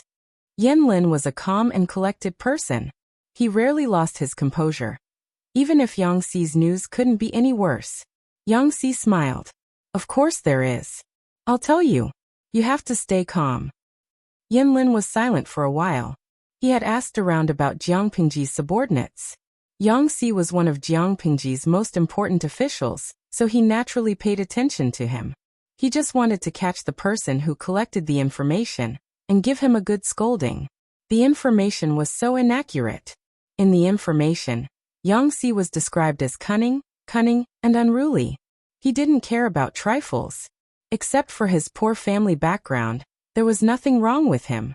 Unfortunately, Yang Xi's reputation didn't live up to his reputation. It was hard to explain. Go ahead. I'm listening. Yen Lin was a man of few words. Yang Xi said, when the two armies fought, Yang Tao sent his wife and son away in advance. As soon as he started, Yen Lin almost lost his composure again. Hidden in his eyes, there seemed to be a storm brewing. When Yang Tao sent his troops to fight against our army, and Chui sent someone to persuade the Nanxing aristocrats. When the news of Yang Tao's defeat spread, the Nanxing aristocrats, who had been hesitant, completely changed sides. To show their loyalty and to threaten Yang Tao, they detained Yang Tao's wife and son, as well as your family members. Yang Xi wasn't being naughty. His deep voice was like a small hammer, hitting Yen Lin's heart. Yen Lin had already crushed the teacup. He had nothing else in his hands, so the table in front of him was damaged. Yang Xi saw with his own eyes that Yen Lin had crushed a corner of the table. When he lost control, he suddenly thought of his lord's bronze table. Yen Lin and his lord had a tacit understanding when it came to abusing tables. However, Yen Lin was a normal person. The most he could do was abuse a wooden table. He couldn't break a bronze or iron table. He concluded that his lord was not human. I heard that Yang Tao is a righteous and hot-blooded man. His wife and children are in the enemy's hands, and he is in a dilemma. What will he do? Yang Xi said calmly. Will he abandon his wife and children? Or will he surrender and wait for death? Yen Lin looked calm, but he was not. His emotions were like the ocean under a thunderstorm. The waves rolled and rolled, as if the world was about to be turned upside down. He knew his best friend very well. His wife, children, and younger sister were his lifelines. And Chui had really played a good hand. Yen Lin's chest heaved violently. He was so angry that his eyes were bloodshot. And Chui. How? Yen Lin had always looked down on An Chui, and now he was so angry that he wanted to eat him alive. There's no point in holding a grudge against An Chui now. You should take care of your health first. Seeing that Yen Lin was so angry, Yang Xi was ready to do a hula dance in his heart. He added fuel to the fire. Where there's life, there's hope. And Chui was just a vile person who got what he wanted. My lord doesn't like him. Once she's done with him, and Chui will be next. Yen Lin's eyes were bloodshot. Yang Xi's heart skipped a beat. Emph. What a villain. Yen Lin said this while looking at Yang Xi. Anyone who wasn't deaf could tell that he was insulting both of them at the same time. And Chui was a vile person intoxicated by success. But wasn't this Yang Xi, who was adding fuel to the fire and didn't mind making things worse, the same? That's right. And Duoshi won't be jumping around for long. Yang Xi didn't take it to heart. He didn't care if Yen Lin scolded him. He would have plenty of chances to get back at him when they worked together. Thinking of this, Yang Xi became even more confident, and an enigmatic smile appeared on his lips. Of course, there was another way to describe this. The one who provoked him first was *TCH. Yang Xi's actions would not have lasted more than 3 sentences in a serious story. Yen Lin was speechless. What kind of people did the rumored Duke of Lanting gather under her banner? The worst part was that he had lost to someone like this. Rest well here, Yang Xi said. I got the news a few days ago. I wanted to tell you, but the doctor said that you haven't fully recovered yet. If you get angry or sad, your wound might rupture. For your own good, I delayed the news until today. Yan Lin's answer was hee. Even if he didn't know that hee was the same as buying a watch last year, a cold laugh was a good way to express his mood. Yang Si wasn't a good guy either. Yan Lin wasn't stupid. He didn't believe a word Yang Si said. Wait! Yan Lin stopped Yang Si, who was about to get up and leave. Yang Si turned to him and smiled. What else? Do you know where my wife and the others are being held? Yan Shuxian was Yang Tao's wife and Yan Lin's sister. Yang Rijia was Yang Tao's sister and Yan Lin's wife. To Yan Lin and Yang Tao, these two women were the most important family in the world. They couldn't let anything happen to them. Perhaps the heroes of this chaotic world did not care about one or two women. Or perhaps, in their eyes, women were just accessories. Regardless of whether they were mothers, wives, or daughters, for the sake of the great cause, they were all sacrificial victims. Some people would kick their own children out of the carriage at a critical moment. Some people would kill their wives, concubines, and daughters just to motivate the dispirited soldiers. Some people even said that a man would never worry about not having a wife. As long as he was successful, he could choose any woman in the world. Who would want a wife? Most people accepted this reasoning, but not Yang Tao and Yan Lin. They were willing to get involved in this chaotic world to protect their families. If they sacrificed them for something else, wouldn't that be putting the cart before the horse? Yang Si said. Why do you ask? You're a prisoner now. Even if you're strong, you can't do anything. You can't save them. Yan Lin said. If I know, I know. If I don't know, I don't know. Yo! How could a prisoner be so confident? Yang Si said. I don't know. Yan Lin looked down and said, There's something I need your help with. Yang Si thought he had heard wrong. Was Yan Lin asking for help? He looked at the sun outside and the guards who were ready for battle. He felt a little nervous. What is it? Yang Si didn't dare to agree immediately. Instead, he asked tentatively. Why don't you tell me? Help me write a letter to the Lord. Tell him not to bow down to Enchui for the sake of the Lord's wife. Yang Si was speechless. Was Yan Lin an idiot? Yang Si was on Yang Tao's side. Why would he help him? Besides, if Yang Tao didn't care about his wife, children, sister, and nephew, those 4 people would be dead. Yang Si thought for a while and asked, Tell me what you're going to do. I'll consider if I should help you. Yan Lin said, Stall for time and wait for news. Yang Si was confused. What was the difference between telling him and not telling him?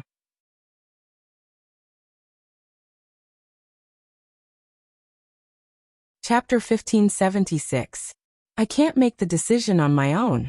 I'll have to discuss it with someone else before I give you an answer. Yang Si didn't agree right away, but he didn't reject it either, which meant there was still room for negotiation. After he left, Yan Lin covered the wound on his shoulder. He frowned as if he was enduring something. He unbuttoned his shirt and found that the wound hadn't split open. He couldn't help but sigh. He knew his own body well. When he was a ranger with Yang Tao, he had been injured due to carelessness. It wasn't as serious as this time, and it took him more than 2 months to recover. This time his injury was serious.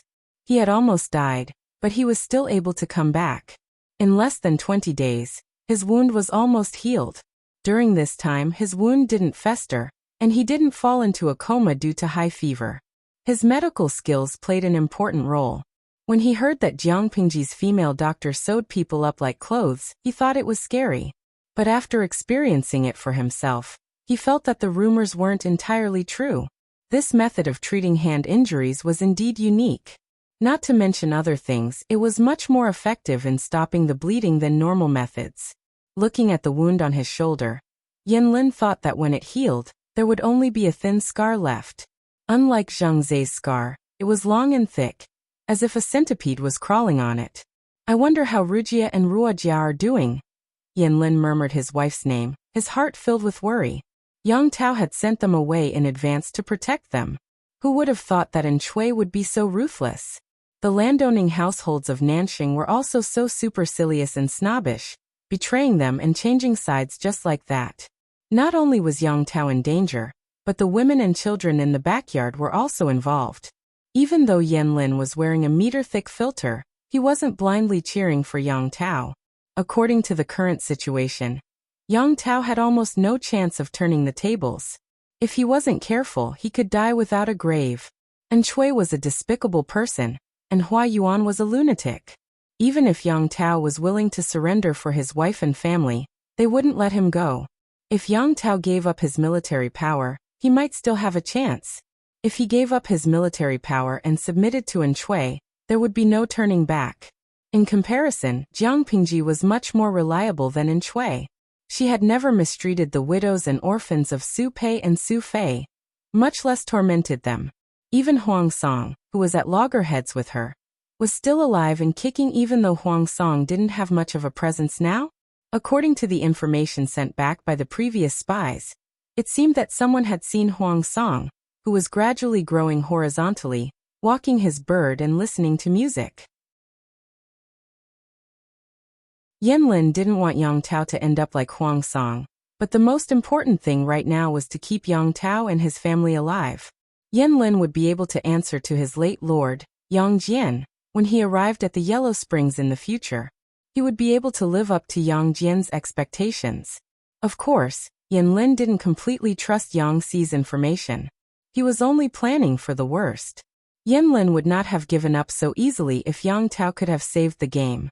On the other side, Yang Xi relayed Yanlin's words to Fu Wang and the others. Since the Lord was not here, this kind of thing had to be voted by everyone, and then let Fu Wang make the decision. If something really happened, and the Lord wanted to hold them accountable in the future, none of them would be able to escape. Are you saying that we should help him? Fu Wang was a little uncertain. After all, the two families were at loggerheads more than half a month ago. Now they were helping Yanlin to deliver information to Yang Tao. It was strange no matter how he looked at it. Aren't you afraid of Yanlin's scheme? Fengzhen wasn't sure what Yanlin's plan was, but he was sure that Yanlin was trying to save himself and not get himself killed. So what if it's a scheme? Yanlin is already a prisoner. Yang Tao only has a few remaining soldiers, and the aristocratic families of Nanxing have all defected to the An Chui. How can Yang Tao make a comeback? That's true, but, Fu Wang said sadly, I'm afraid of people like you who plot against each other and beat around the bush. Who knows what Yanlin is thinking? Maybe he's trying to get Yang Tao out of trouble by taking a roundabout way? Fengzhen and Yang Xi were speechless. They didn't remember Fu Wang being tricked. What did he mean by that, I'm an experienced man, you can't fool me expression? Strategists are human beings too. Don't demonize them, okay? Li Yun, who had been silent for a long time, said, no matter how smart Yanlin is, he's still a human being. There's a limit to what he can do. How can he help Yang Tao survive while he's in prison? If he had the ability, he wouldn't be our prisoner in the first place. So what if he's delivering a letter for him? What can Yang Tao do now? If Yanlin is up to no good, we'll kill him. Fu Wang was a little hesitant, probably because he was traumatized by being tricked, but he couldn't resist the opinions of the crowd. Everyone could imagine how Yang Tao felt when he received this letter personally written by his best friend. Yang Tao had been very frustrated for the past 20 days. First, he suffered a great loss at the hands of Fu Wang and the others. With great difficulty, he boarded a ship and returned to his own territory under the cover of his best friend. That very night, he received news that his troops had rebelled. He led the rest of the troops who hadn't rebelled and fought their way out. After a short rest, he received news that his wife, children, sister, and nephew had been seized by the Nanxing aristocrats. The series of blows exhausted Yang Tao. In just a few days, he had lost a lot of weight. His cheeks were thin and his eyes were sunken. He didn't look as energetic as before. On one hand, he was worried about his best friend who was left behind in Zhangzhou. On the other hand, he was worried about his wife, children, and relatives who had fallen into the hands of the Nanxing rebels. Perhaps it was because he thought about them during the day and dreamed about them at night. In the middle of the night, he would dream about them being bathed in blood. My lord, there's news. At this moment, Yang Tao was leading more than 20,000 soldiers to defend a certain pass. They used the terrain to their advantage and kept the enemy at bay. The rebels were aware of Yang Tao and the others' predicament. They knew that they lacked food and could not hold out for too long, so they decided to surround them without attacking to buy time. Yang Tao had just woken up from his nightmare when he heard Qian Su's voice. What news? Yang Tao was leaning against a big tree with both hands holding his weapon. He looked very alert and relaxed a little when he heard Qian Su's voice. Qian Su sounded a little hesitant. Look at this handwriting. It's from Xiaoyang. Yang Tao understood why Qian Su was hesitating. According to Yanlin's situation, he was either dead, captured, or in hiding.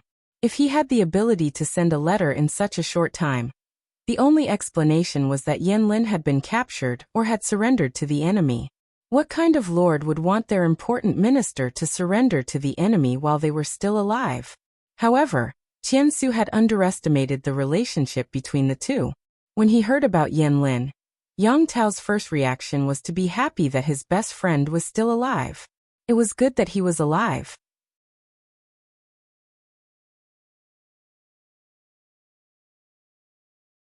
Chapter 1577. The handwriting was clear and straight like bamboo. Yang Tao couldn't be more familiar with it. It was Xiaoyang's handwriting. Xiaoyang is still alive. The smile on Yang Tao's face froze halfway when he saw the words written on it. Qian Su asked, Master, does Xiaoyang want to? Although Qian Su thought it was unlikely that Yanlin would persuade Yang Tao to surrender, it seemed to be the only possibility. There's only one sentence in the letter. Don't bow down to Enchui for the sake of Madam. Yang Tao was confused. He had been depressed for the past 2 days. He was struggling with himself and decided to surrender to Enchui for the sake of his wife and sister. If he could, he would fight to the death too, but it was pointless. He had more than 20,000 soldiers with him, but they were short of supplies and almost all of them were injured. How could they fight against the rebels?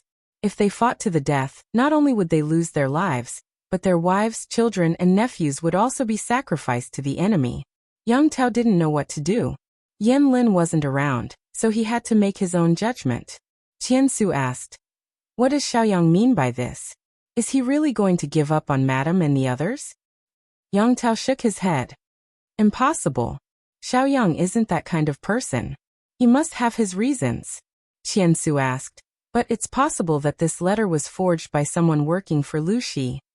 Yang Tao shook his head again. Xiaoyang has a bad habit of writing. If it's a fake, there must be a flaw. Xiaoyang's handwriting could be a fake, but it's a habit. People who don't know him well won't notice it. This letter must have been written by Xiaoyang himself. Qian Su was speechless. He was good friends with Xiaoyang. Why didn't he know that Yin Xiaoyang had a bad habit of writing? Did this mean that they weren't close enough? Then, what does Master plan to do? Yang Tao said. Trust Xiaoyang, of course. He can't be wrong. Qian Su was speechless. If Yanlin's filter for Yang Tao was 1 meter thick, then Yang Tao's filter for Yanlin was probably twice as thick. Perhaps because he was too eager to die, Yang Si would talk to Yanlin whenever he was free and try to dig out the meaning of the letter from him. Yanlin was calm at first, but when Yang Si came to him for 7 days in a row and disturbed his rest, he couldn't take it any longer. I'm a prisoner, but I shouldn't be treated like this. You've just finished your lunch and you're already here. Don't you know that it's easy to feel sleepy in the hot afternoon? Yang Si pretended to be deaf and mute. He had brought enough men with him anyway, so he was confident that he could use them to commit murder. He was not afraid of Yanlin's threat.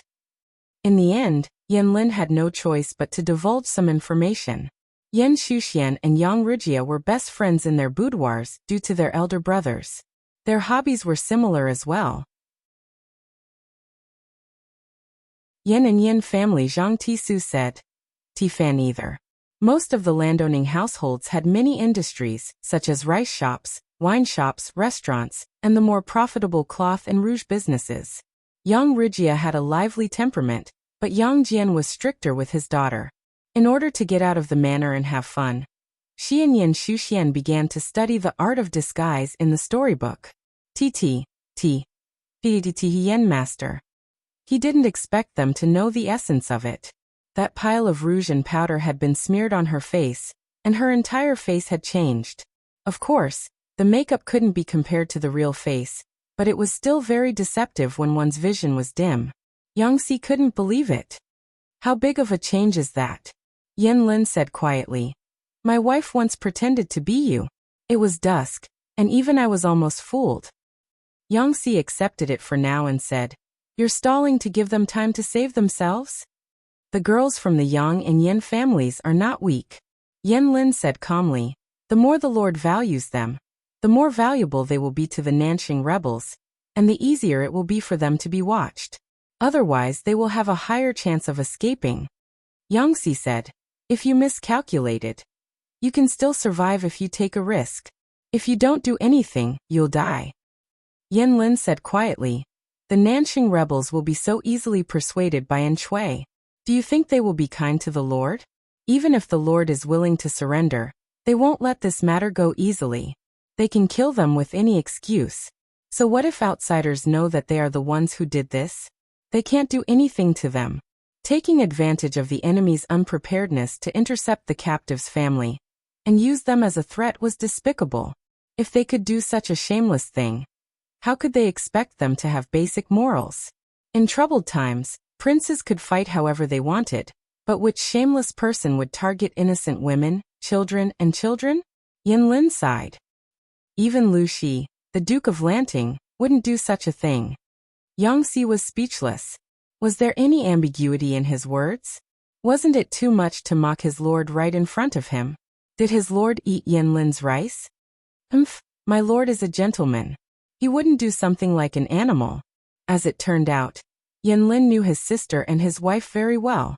Neither of them was a weak girl from the inner house. When they were tricked by the rebels, they realized that something was wrong, but they didn't dare to expose it in case the thugs killed them. Since they still had children to take care of, the rebels didn't separate them. They wouldn't be able to do anything anyway. They tested the rebels and found out that they were quite tolerant of them. As long as they didn't leave, they would satisfy many of their requests. Yan Shu and Yanlin discussed and immediately came up with an idea. Today they wanted rouge and powder, tomorrow they wanted silk and satin. If they didn't give them, they would make a scene like shrews and scold them. Two mere women, it's really disgusting. I really don't know if Yang Zhengzi and Yin Xiaoyang are blind to actually fall for such a vulgar and crude woman. When the matter was brought up, the gentry in charge of them sneered at them in disgust. He waved his hand as if they were beggars and said, We don't have many days to live anyway. We'll satisfy all their requests. Just make them keep their mouths shut. Thus, the two of them lived a comfortable life in captivity. The servants in charge of them also changed from sympathy to disdain. They didn't know if their husband was dead or alive, but these two heartless women didn't do anything about it. Sometimes, when their child cried for milk, they didn't care. They had seen heartless people, but they had never seen anyone this heartless. What a sin! The maidservants mumbled to themselves. Not only did Yan Shu and Yin Xiaoyang like to play with girls' toys, but they also liked to play with the servants. They often called them over.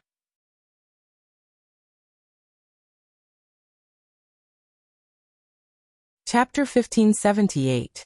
Because they had been tortured too much, these female servants treated Yan Shuxian and Yin Shuxian as if they were eyes and noses. However, their superiors wanted to satisfy all their needs, so they could only pinch their noses and endure. However, they cursed viciously in their hearts and hoped that the two would die early. If those two little bitches weren't lucky and married well, how could they be so arrogant? Several female servants gathered in a corner to drink yellow soup. After 2 bowls, their faces turned red and they began to talk nonsense. How to make a group of women of different ages unite. Of course, it was to complain about the same target of hatred. These female servants often schemed against each other for a little reward, or a chance to show their faces in front of their masters. You don't like me, I don't like you. It was common for them to gossip behind each other's backs and smear each other's names. Of course, they didn't dare to put these things out in the open. Otherwise, if they made their masters unhappy, they would be sold out of the mansion. Recently, they had enough of Yin Shuxian and Yang Rijia's persecution, and temporarily united the front. The targets of their private complaints, and curses were changed to these two people. The female servants who didn't have a good relationship with each other could gather together to gossip.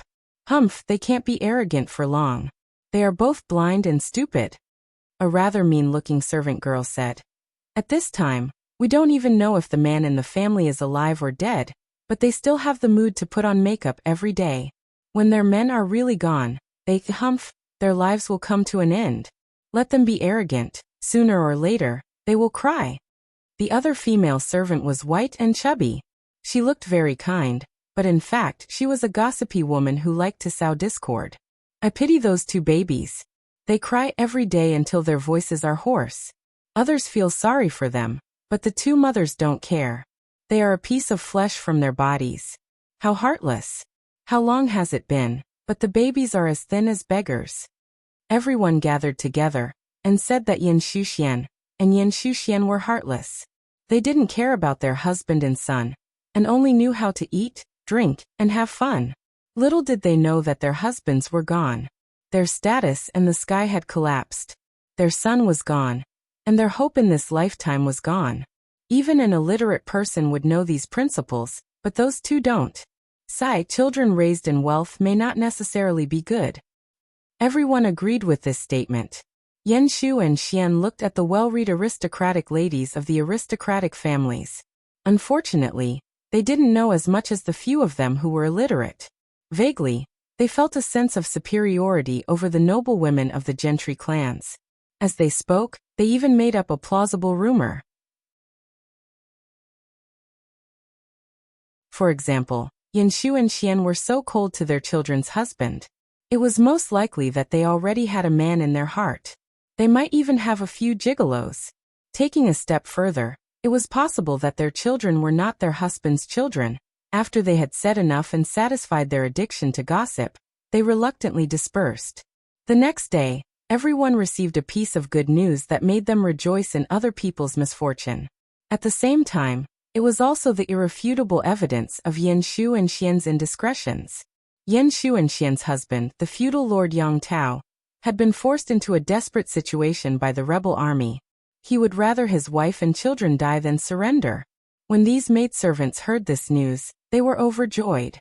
However, they showed some sympathy on their faces. They also treated Yan Shu and Xian with much neglect. The situation was already over. How long could these two abandoned women jump around? In any case, they didn't have long to live. Yan Shu and Xian discovered that the maidservants, who used to keep an eye on them, were slacking off more and more. With such a drastic change in attitude, they guessed that something had happened on Yang Tao's side. In order to get back at them, the maidservants deliberately revealed the news that Yang Tao had abandoned them. They were gloating and prepared to watch a good show. Just as they expected, these two short-sighted crazy women made a scene, and even hit them. Crazy woman. These maidservants had always been proud of serving the aristocratic families. When had they ever seen such wild women? Shu Ruo, it's about time, right? Yang Ruijia put away her expression and looked at her son, who had lost a lot of weight. The originally fair and chubby boy now looked very pitiful. However, there was nothing they could do about it. After the two children were born, they had been pampered and often cried willfully. She and Yan Shu's plan couldn't go wrong, so they could only harden their hearts and let the two children starve to change their habit of crying. At the same time, it was also to make the maidservants who monitored them relax their vigilance. So far, it seemed that this plan was very effective. The maidservants hated them and also degraded them to dust. They didn't think of their escape plan at all. Why did Yan Shu and Xian torture the maidservants so much? Wasn't it because they wanted to remember their appearance, figure, words and deeds, as well as the scope of their activities and work, so that they could borrow a suitable identity to escape with their children? To ensure that the plan went smoothly, they had considered all the details and were only waiting for the right time to take action. It's about time. We'll find a chance to leave tomorrow and the day after. If we continue to delay, it will be disadvantageous for us. The worse the maidservants treated them, the more they courted death, and their tempers became worse and worse. On the third day, the two officially took action. In order not to arouse suspicion, as soon as Yan Shu and Xian made the plan, they appointed several maidservants to deliver food, and the two targets they had set their eyes on were mixed in. On the day of the action, the two asked their targets to deliver food, and they took the opportunity to knock them unconscious, tie them up, and suffocate them. In order to be in a hurry, young Wuxia had already put on makeup and disguised clothes. She tried her best to approach the target in terms of figure and height. Because the target maidservant was very fat, she tied her son to her belly. It didn't take long for them to be almost done. Yan Shu disguised herself as a somewhat thin but broad-boned woman, which was more convenient for her to disguise. Her son was hidden in the open food box. Fortunately, the two boys were tired. According to their previous experience, they wouldn't wake up for at least 2 to 4 hours, so they didn't worry. They both knew some vocal skills and could imitate people's voices 90% similar. The two imitated their usual unreasonable behavior in the room. They threw, hit, cried, and scolded, as if they were singing a two-man show. Not long after, the two maidservants were driven out with their faces covered in dirt. The thin woman cursed sharply in a low voice. "Little bitch, when all the men are dead, let's see how arrogant you can be." The fat woman covered her face with her hands, feeling sad. At this time, the sky was already dark. The two were beaten and scolded while delivering food. The maidservant gloated and felt a little sympathy. "Alas, I've never seen such shrews. They're a disgrace to our ancestors. They're angry. You guys should be smart. Don't get close to them and ask for a beating." The fat woman said. "They don't even eat. They sent back all the good dishes. I guess they'll be called again in the middle of the night." The maidservant said. "Then let them starve. Who will deliver food to them in the middle of the night? They're dying anyway, so they don't need to serve them." At this time, the sky was dark. The maidservant and the two old women were some distance apart. Their voices and figures were fine, so she didn't suspect anything. They used their sleeves to cover their foreheads or the side of their faces. They were probably beaten by the two shrews again. The maidservant looked enviously and jealously at the heavy food box in the thin woman's hands. She spat at the backs of the two people who were leaving. Such precious things, and these two cheap old women ate them. Aren't they afraid of shortening their lives? Yan Shu and Xian looked calm on the surface, but they were panicking inside. Fortunately, the children were still asleep and didn't have the energy to cry. They sneaked out of the mansion through the side door. Yan Shu and Xian carefully observed them. These two old women usually didn't abide by the rules. They often went out to gamble when they had some money. Most of the people they gambled with were gangsters or servants of the same mansion. Those servants were also shrewd and often gathered together to cheat the two of their money.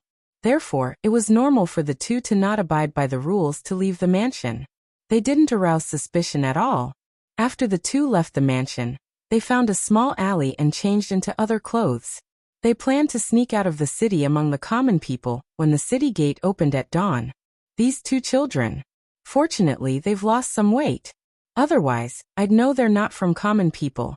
After feeding the children, the two heaved a long sigh of relief. They've been starving these days. They ate so much all at once.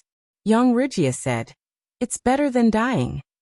After dawn, the two disguised themselves as widows and went out of the city separately. They bought 2 cheap donkeys to hurry on their way. They swaggered off, and the people who were watching them discovered the 2 corpses hiding in the corner.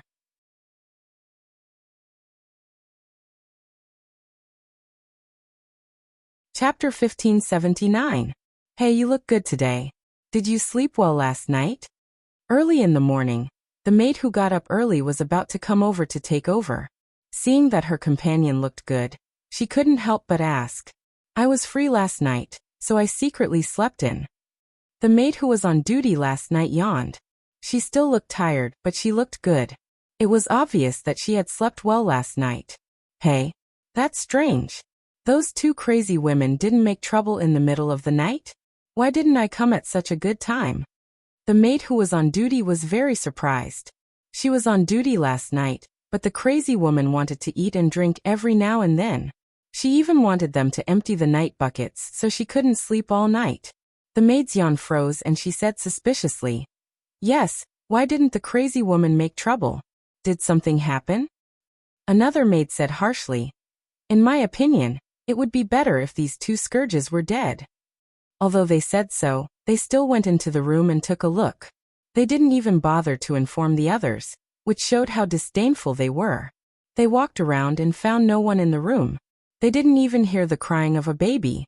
They searched the room inside and outside, and the more they looked, the more anxious they became. Ah! Suddenly a hurried and frightened voice came into their ears. They followed the voice and saw a maid falling to the ground in panic. What happened? The maid pointed at the box in the corner with trembling fingers and stammered, Dead people. 2 bodies, one fat and one thin, were broken, tied and stuffed into a narrow box. Their hands and feet were twisted at a strange angle, and their twisted cheeks were facing the crowd. Although the 2 corpses were bruised, bleeding from their 7 orifices, and their eyeballs were almost popping out of their eye frames, everyone could still recognize them. Were they not the 2 old maids who had delivered food to the crazy woman last night, and then sneaked out to fool around? No, it's impossible. The maid who was on duty last night said in panic. Impossible. I saw them go out with the food box with my own eyes yesterday. The 2 cleaning maids said a lot to her. Their voices were normal, their figures were normal, and their appearances were normal. They couldn't be dead. Besides, they hadn't come back after they went out. How could they have died in the house? This news quickly reached the ears of the people in charge. However, they didn't say that Yan Shuxian and Xiao Luo had escaped. Instead, they made up a terrifying story about a malicious ghost killing and eating people. With the maidservants on night duty as witnesses, Yan Shu and Xian did not leave the room at all. Instead, it was the old woman who delivered the meal who was beaten to the point of cleaning the room that left, and did not return for the whole night. The next day, their corpses were found stuffed into a small box. Nonsense. How could there be spirits and ghosts in this world? Not to mention that it's a ghost that kills people. With Yan Shuxian and the others missing, the person in charge was anxious and angry. Even if Yang Tao did not care about the lives of his wife, children and sisters, and they were not as important as before, they could still be used as sacrifices for the war. If they killed Yang Tao and Yan Lin's wife and children as a sacrifice to the flag, it would definitely boost the morale of the army and dampen the morale of the enemy. These fools had so many eyes and so many checkpoints. Yet they couldn't even keep an eye on the old, weak, women and children? All of you are trash. Why can't you even look after 2 women and 2 children?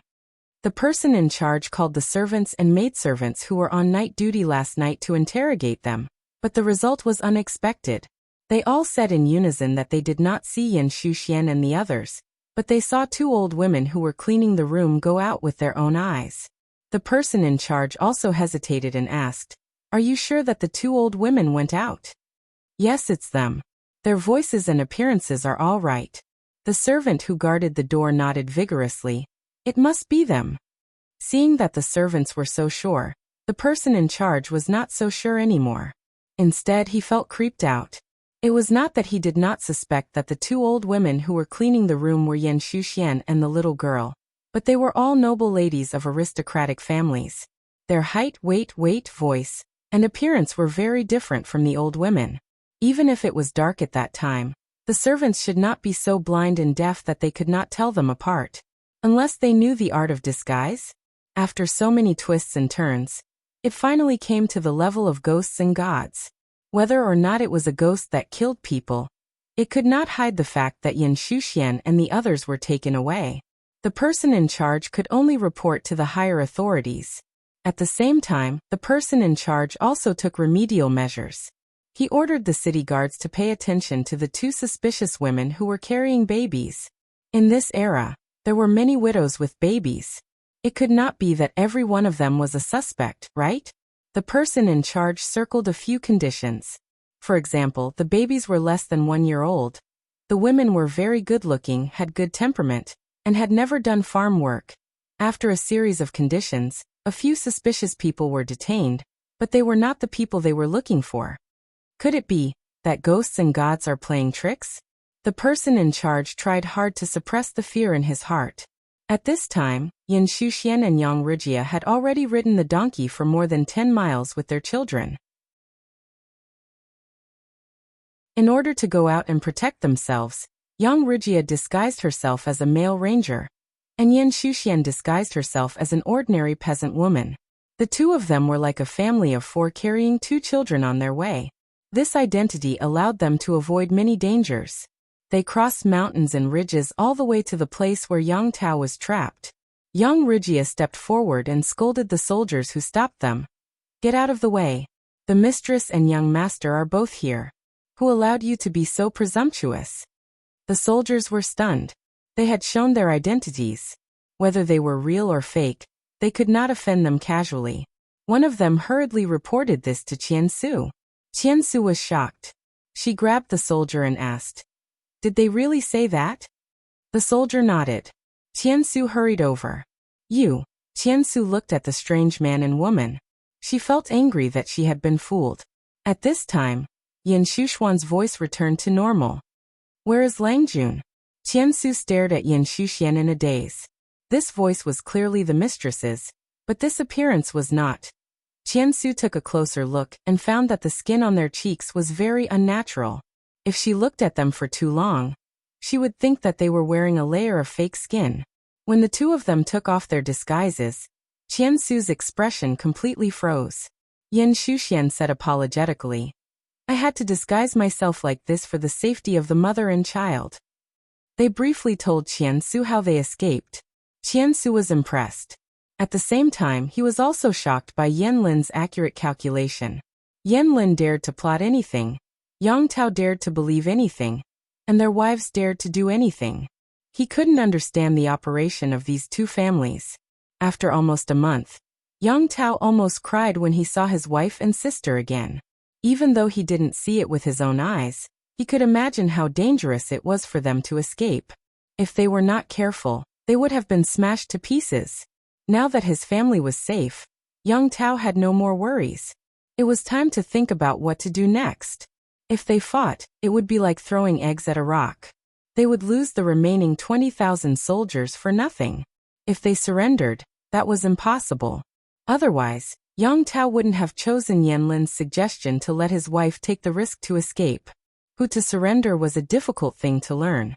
Not only could they save their lives, but they also had to protect Xiaoyang. They couldn't let their soldiers die in vain, and they couldn't let the rebels of Nanxing benefit.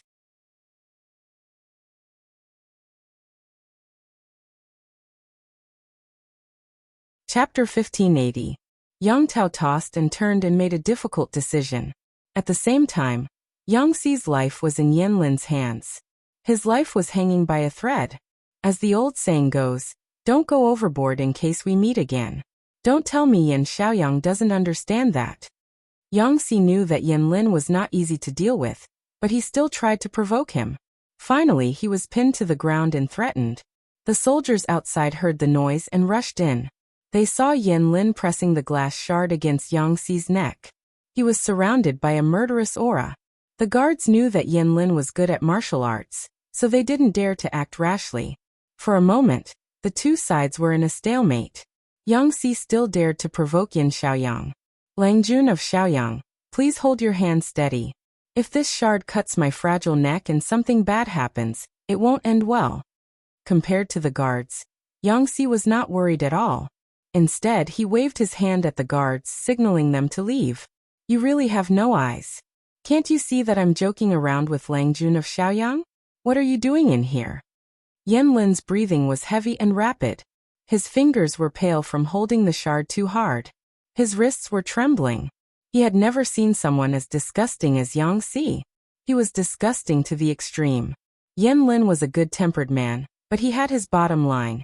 Yang Tao, his wife, and his sister. Yang Xi had crossed the line, which was why Yan Lin was so angry. Yang Jingrong. Yan Lin didn't put the shard back. His eyes were still filled with murderous intent. "I'm here. I'm not deaf. Keep your voice down. It's not good if the guards outside come in and hurt you." Yang Xi was still smiling, as if he wasn't the one being pinned to the table. "I didn't say anything. Why are you so angry?" Yan Lin was so angry that he laughed. "Are you so sure that my lord will surrender to Lu Shi?" Yan Lin knew that Yang Tao was likely to surrender, but that didn't mean that he would submit. The feudal vassals, who were once on an equal footing, had now become the enemy's dogs. Not to mention whether Jiang Pingji dared to use Yang Tao. Even if she dared to use him, Yang Tao might not be willing. Even if Yang Tao was willing, could they stop outsiders from gossiping? Didn't they know that gossip was a fearful thing? Why did Huang Song stay at home? Most of it was due to political reasons. Huang Song was idle at home, and his former officials no longer had a leader, so the probability of them being disloyal was low. Another reason was self-esteem. In any case, he used to be a feudal lord who wielded great power. Once he lost his power, he was reduced to calling himself a colleague with his old courtiers. The disparity was too great. Even if Yang Tao was open-minded, wouldn't he have a change of heart after hearing too much gossip from others?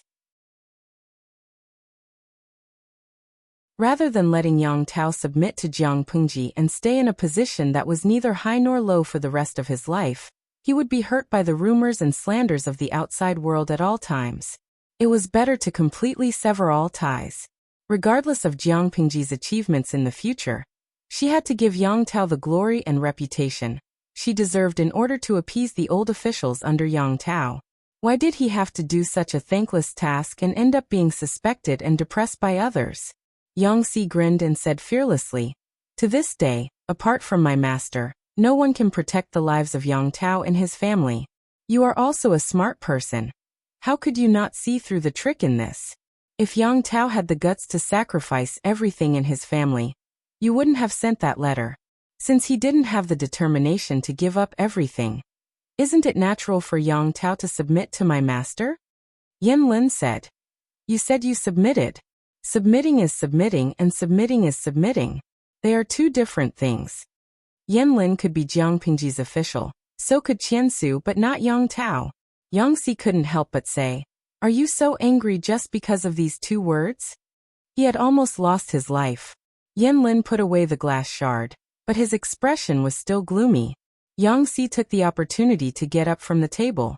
He couldn't help but touch his neck to make sure there were no scratches. "But really, Yin Xiaoyang, I'm going to be honest with you. Do you really think that Huang Song is good enough?" Although Yang Si was a troublemaker, his admiration for Yin Lin was genuine. He wasn't familiar with Yang Tao, but from the information he gathered, he found him to be a likable person. His lord had lost a lot of energy to resist the attacks from the Nye and Yang families. If he could make use of Yang Tao, he might be able to recruit a group of talented people. At the same time, he could alleviate the shortcomings of the generals. It was killing many birds with one stone. Of course, Yang Si had his own reasons for making Yang Tao submit, because it could push his lord's reputation to the top. If the news got out, the whole world would know that Jiang Pingji had forgiven her former enemies and given them important responsibilities. How bold was that? Of course, the idea was not a spur-of-the-moment idea. Based on Yang Si's observation, Yang Tao and Yin Lin weren't as ambitious as he had imagined. Or rather, their weaknesses meant that they wouldn't be able to reach higher positions. People who were willing to give up their ambitions and submit to Yang Si because of their relatives were destined not to be heroes who could stir up trouble. His lord had their weaknesses. Why would she worry that they would stir up trouble? Yin Lin had seen through Yang Si's wishful thinking, which was why he was so furious. It's not good for Huang Song to be like that. He's lost his heroic spirit, but it's better than trembling in fear and being ordered around by others. Yang Tao didn't pay attention to the details. If he did something wrong and got killed, he wouldn't even know how he died. Yang Si was worried that Yin Lin would explode again, so he simply changed the topic. Elsewhere, Yang Tao was at the end of his rope. There was not much food left in the army, and the rebels were still unwilling to retreat. "There's something I want to discuss with you," Yang Tao said to Qian Su seriously. "It's about the future." Qian Su had seen Yang Tao lose weight in the past 2 days. He looked conflicted. She vaguely guessed something. "No matter what decision you make, my lord, I will follow." Yang Tao found it hard to speak. Everyone had entrusted their lives to him, but he had failed to be a good lord. He had failed to live up to their expectations and loyalty. Qian Su was considerate. Seeing that Yang Tao was struggling to speak, she took the initiative to give him a way out. "My lord, How do you want to settle the 20,000 soldiers in your camp? Yang Tao said dejectedly. I'm ashamed that I failed to live up to your loyalty. Qiansu said, My lord, you don't need to blame yourself. I've done what I could. It's not about anything else. She comforted him, but Yang Tao didn't feel any better. Qiansu asked, Who did you choose, my lord? Lu Shi. Yang Tao said a name that was expected.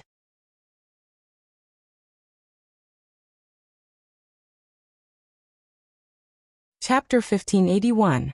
Ever since the Nie family's crisis had subsided, Zhangjiang Pass had calmed down.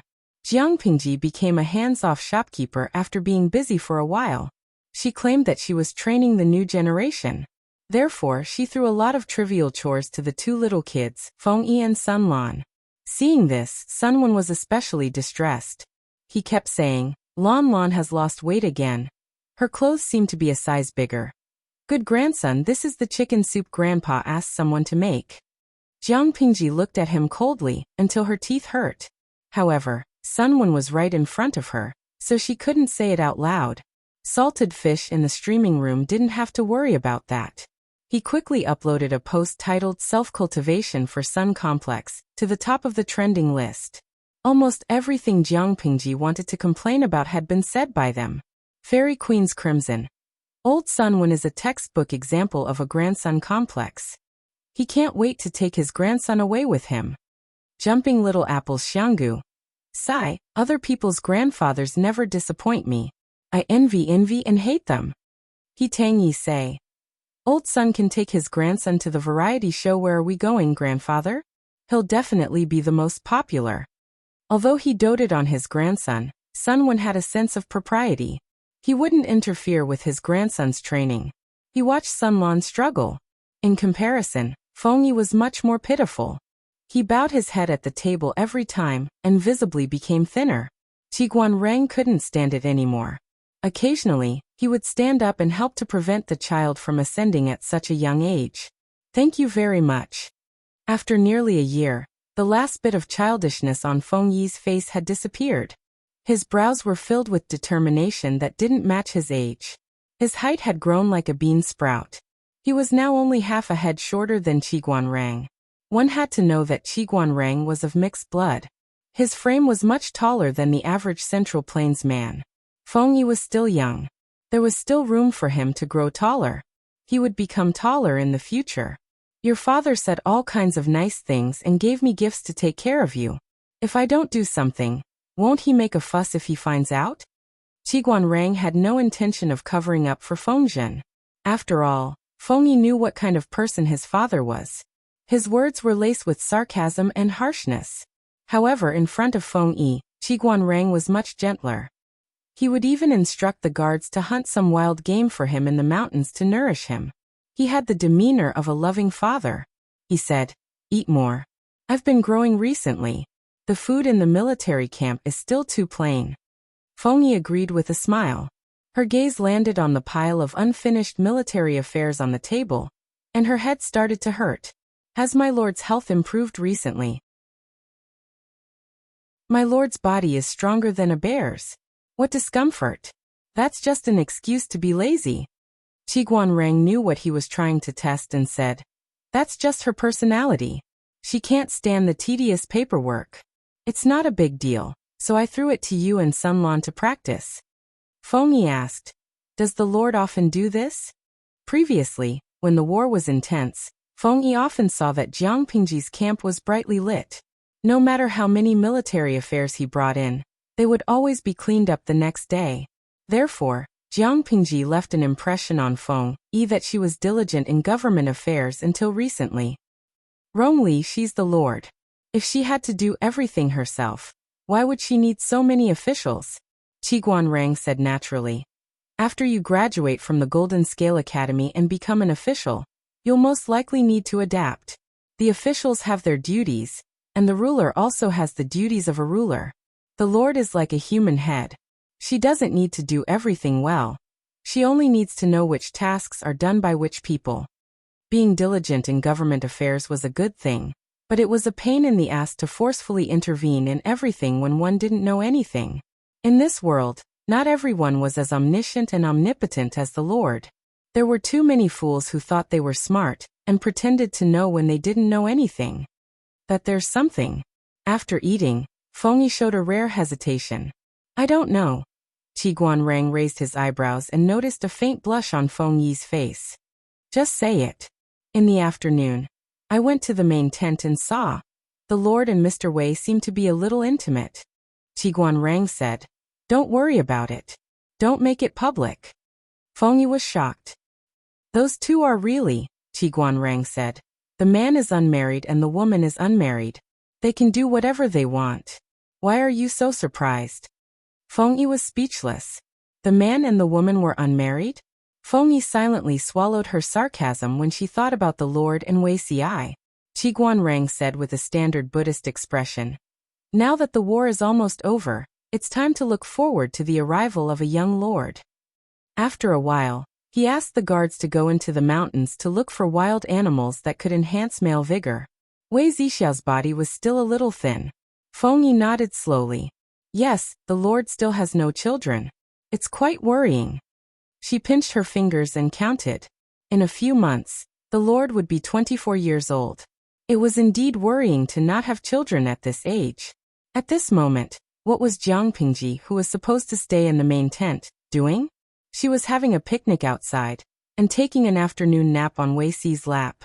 The group of salted fish were so envious that they were crying. My lord is in a good mood. Did you encounter a happy occasion? Jiang Pingji stared at his lips for a long time. Wei Xi felt uncomfortable and could not help but think of his impetuousness just now. How can you tell that I'm in a good mood? There's delicious food in front of me, but I can only taste a few mouthfuls. I'm so sad. Jiang Pingji's flirtatious words were inversely proportional to her moral integrity. Even though Wei Xi had been through hundreds of battles, he could not withstand it. Wei Xi's ears turned red as he listened to her teasing words that had a hidden meaning behind it. Don't be like that next time. Today. Wrongly seems. It was fine if Qi Guanrang and the others found out. Wei Xi's skin was thick enough to withstand it, but he was caught red-handed by a junior like Feng Yi. He was ashamed. He knew how vigilant his lord was. She must have sensed Feng Yi's approach, but she did not warn him. Jiang Pingji said, when I was his age, I've watched a lot of movies. How can children nowadays be so pure? Wei Xi was speechless. Although he did not understand, he vaguely felt that something was wrong. What's a lot of bases? Jiang Pingji said, a moving fire avoidance map. 1G is probably a few sets, right? Wei Xi was speechless. Jiang Pingji still thought that he was not embarrassed enough. She said, if there's a chance in the future, I'll bring you to have a look. However, the figures of those people are not even 1% as good as Zixiao's. I don't even know why they like to look. I find it extremely boring. It's just that their postures are a little interesting. Jiang Pingji spent her youth in a training camp for genetic warriors. Some of her comrades who were not too serious bullied her because she was young. They teased her and said that it was interesting. Jiang Pingji actually looked at them all seriously. However, her insight was too terrifying. Those people were like skeletons in her eyes. She could not see what was good about them. Jiang Pingji said again, shall we try it when we return? Wei Xi was speechless. He immediately supported his forehead with one hand, revealing a pair of red ears. My lord, if you continue to be like this, I'll really be angry. He was fierce like a baby. Jiang Pingji smiled and said, okay. I'll change. Don't be angry. As an apology, how about I tell you a piece of good news? The flame that Wei Xi had just ignited was extinguished with a puff. What news? Jiang Pingji said. Yang Tao has surrendered. Wei Xi was pleasantly surprised. When did you receive the news? Jiang Pingji said. Just now. I'll probably receive the battle report in another 10 to 20 days. She was a fresh, tender, and juicy European emperor. The person who had transmigrated was Yang Tao's son's wet nurse.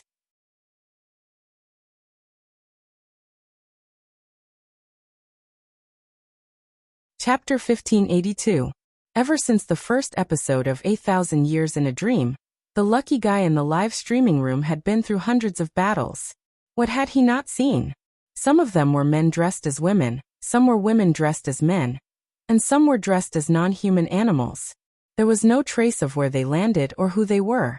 Some people were luckier and might be able to meet the streamer or the little angel under the streamer's account. They might even be able to bring back some local specialties or souvenirs. Some people were less lucky and would only transmigrate for 12 hours, returning without doing anything. It was precisely because of this unknown and variability that the idle fish especially liked to watch the European emperor's transmigration. They treated it like a wild variety show. There were even video websites that, in order to attract traffic, would edit a 12-hour-long video into a 1-hour variety show, adding various special effects, which actually attracted a lot of views. The lucky emperor would also receive a certain reward. It was a win-win situation. Some people who had nothing better to do would even launch a poll on the internet to guess whether the next European emperor would be a man or a woman, a human or an animal, a woman in a man's clothes, or a man in a woman's clothes, or a normal gender. In Jiang Pingji's opinion, it was really boring. Time flew by, and a brand new European king was about to appear. The salted fishes were especially excited every time this day came, and they used the speed of 20 years of being single to snatch a spot. Only by grabbing a seat in the live broadcast room would one be qualified to compete for the 1 in 5 million chance to become the real chosen one. Tudo feitio. Ha ha ha, I got a spot in Punch-In. What time does Dream of a Millennium start today? Upstairs is a devil. You animals, did you build a commercial building in the live broadcast room? Zizai Xiaoyao. Sigh, I also want to buy a house in the streamer's studio, but the price is too high. I can't afford it. Zizai Gezi. I'm waiting for the lucky draw. I went to Jintai Temple in Zhuhai to burn incense and pray to Buddha. While the salted fish were chattering and making a ruckus, Jiang Pingji brazenly took advantage of Wei Ci. She avoided the camera in the streaming room in a petty manner, and used herself to block their line of sight. The salted fish could only see Wei Ci being hugged and kissed by her, but they could not see the details. She was openly giving out dog food. At first, the salted fishes would rise up in revolt, but after a while, they became numb to it. Some of the naughty salted fish would even watch the live stream while eating white rice. Together with the dog food distributed by the streamer, it was a delightful sight. Congratulations to the audience, Freelegs, for winning a slot in the X phase of the Dream of a Thousand Years event. As soon as the results came out, the newly minted European king said to his teammates, I'm going to transmigrate, you guys take care of yourselves. He cruelly unplugged his desktop computer and rolled around on the bed with his phone in his hand. However, he soon lost his smile. Who am I? Where am I? What am I doing? He was holding a soft, milky bun in his arms, and the brain was grabbing the front of his shirt with its two little hands and burying its little head in his chest. Every time the child tugged, the European emperor would tremble. He was frozen on the spot, not knowing what to do. 5 million salted fish happily peeked through the small window to see the European emperor. They were shocked, and the bullet screen was filled with exclamation marks, question marks, and ellipses. Zizai Xiaorao colon? Guoguang apple. Oh my god. Spectacles circle. Pft, sexy European king feeding milk online? This bullet screen expressed everyone's thoughts. Very soon the salted fish, whose hand speed was off the charts, became a trending topic. Cat Demon King. Cough cough, European Emperor, be careful. Don't throw the child out of fear. This child might be the child of this body. In fact, when the European Emperor first came over, he was so scared that he wanted to throw the child out. However, this body had been holding the child for too long. His hands were numb, and his knees were stiff, so he could not put his action into practice. Yin's error and Yang's mistake saved his life. The European Emperor. In QAQing. The chubby child spat out the thing in his mouth after a while, and groped for the other side. He did not know that the wet nurse who was hugging him had changed her core. Naturally, she did not understand his actions. He was anxious because he could not get any milk. The European Emperor panicked even more. Fortunately, the system kindly reminded him, so he knew to continue feeding the little ancestor in his arms to the other side. After tasting the food, the little fellow closed his eyes in satisfaction and continued. The European emperor, who was at a loss, suddenly thought of a very serious problem. When he changed sides just now, did he see anything that he should not have seen in the live streaming room? Although it was not his own body, it was still very shameful to be exposed in front of so many people. Fortunately, the system warmly reminded him that there was a real-time code that would protect the privacy of the experiencer. The European emperor then heaved a sigh of relief. What sigh of relief? He was about to suffocate. Ouch! The European emperor did not have much experience, so he could not tell how old the child in his arms was. However, he knew that the child had small teeth that were like glutinous rice. When he was feeding, he accidentally bit a weak spot. It was so painful that tears almost came out of his eyes. However, he did not know the identity of this body, so he did not dare to act rashly, let alone beat the child up. The child smacked his lips in satisfaction when the food on both sides was swept clean. The European emperor was a first-year student. He was gentle, and occasionally indulged in RPG games. He did not have any bad habits. As for children, he did not like them, but he did not hate them either. Especially babies who did not cry or make a fuss, he could not harden his heart. He just felt a little wronged. It was not easy for him to transmigrate, but now he was being used as a milk bottle. The salted fish guided him from afar. The European emperor clumsily picked up the child vertically, and let the child lie on his shoulder. He patted the child's back until the child burped with a milky fragrance. According to the salted fish, it was said that this was to prevent the child from choking on milk after eating too much. What's your name? The European emperor observed his surroundings while feeding. He found that the decorations around him did not look like an ordinary house, and the clothes the body was wearing were not bad either. Sai, who are you to me? The European emperor asked the child again. When he was about to ask the third question, the system notified him that someone was approaching. The European emperor immediately shut his mouth. Little Langjun, are you full? The woman who came in was a servant in her early 20s. Her hair was combed into a bun. Yes. The European emperor answered according to the system's instructions. The less he said, the more mistakes he would make. The servant took the European emperor and the child to another room. On the way, they passed by a courtyard, and the European emperor's sharp ears heard a familiar voice. Yang Si? Yan Lin? Yang Tao? How did the three of them get together? For a moment, all kinds of conspiracy theories surfaced in his mind. Could it be that the thick-browed, big-eyed boy, Yang Si, betrayed the revolution? No, betrayed the host? He was so absorbed in his thoughts that the child in his arms felt uncomfortable. He suddenly burst into tears, which startled the people in the room. The European emperor held the child helplessly and blinked innocently at the servant who led the way.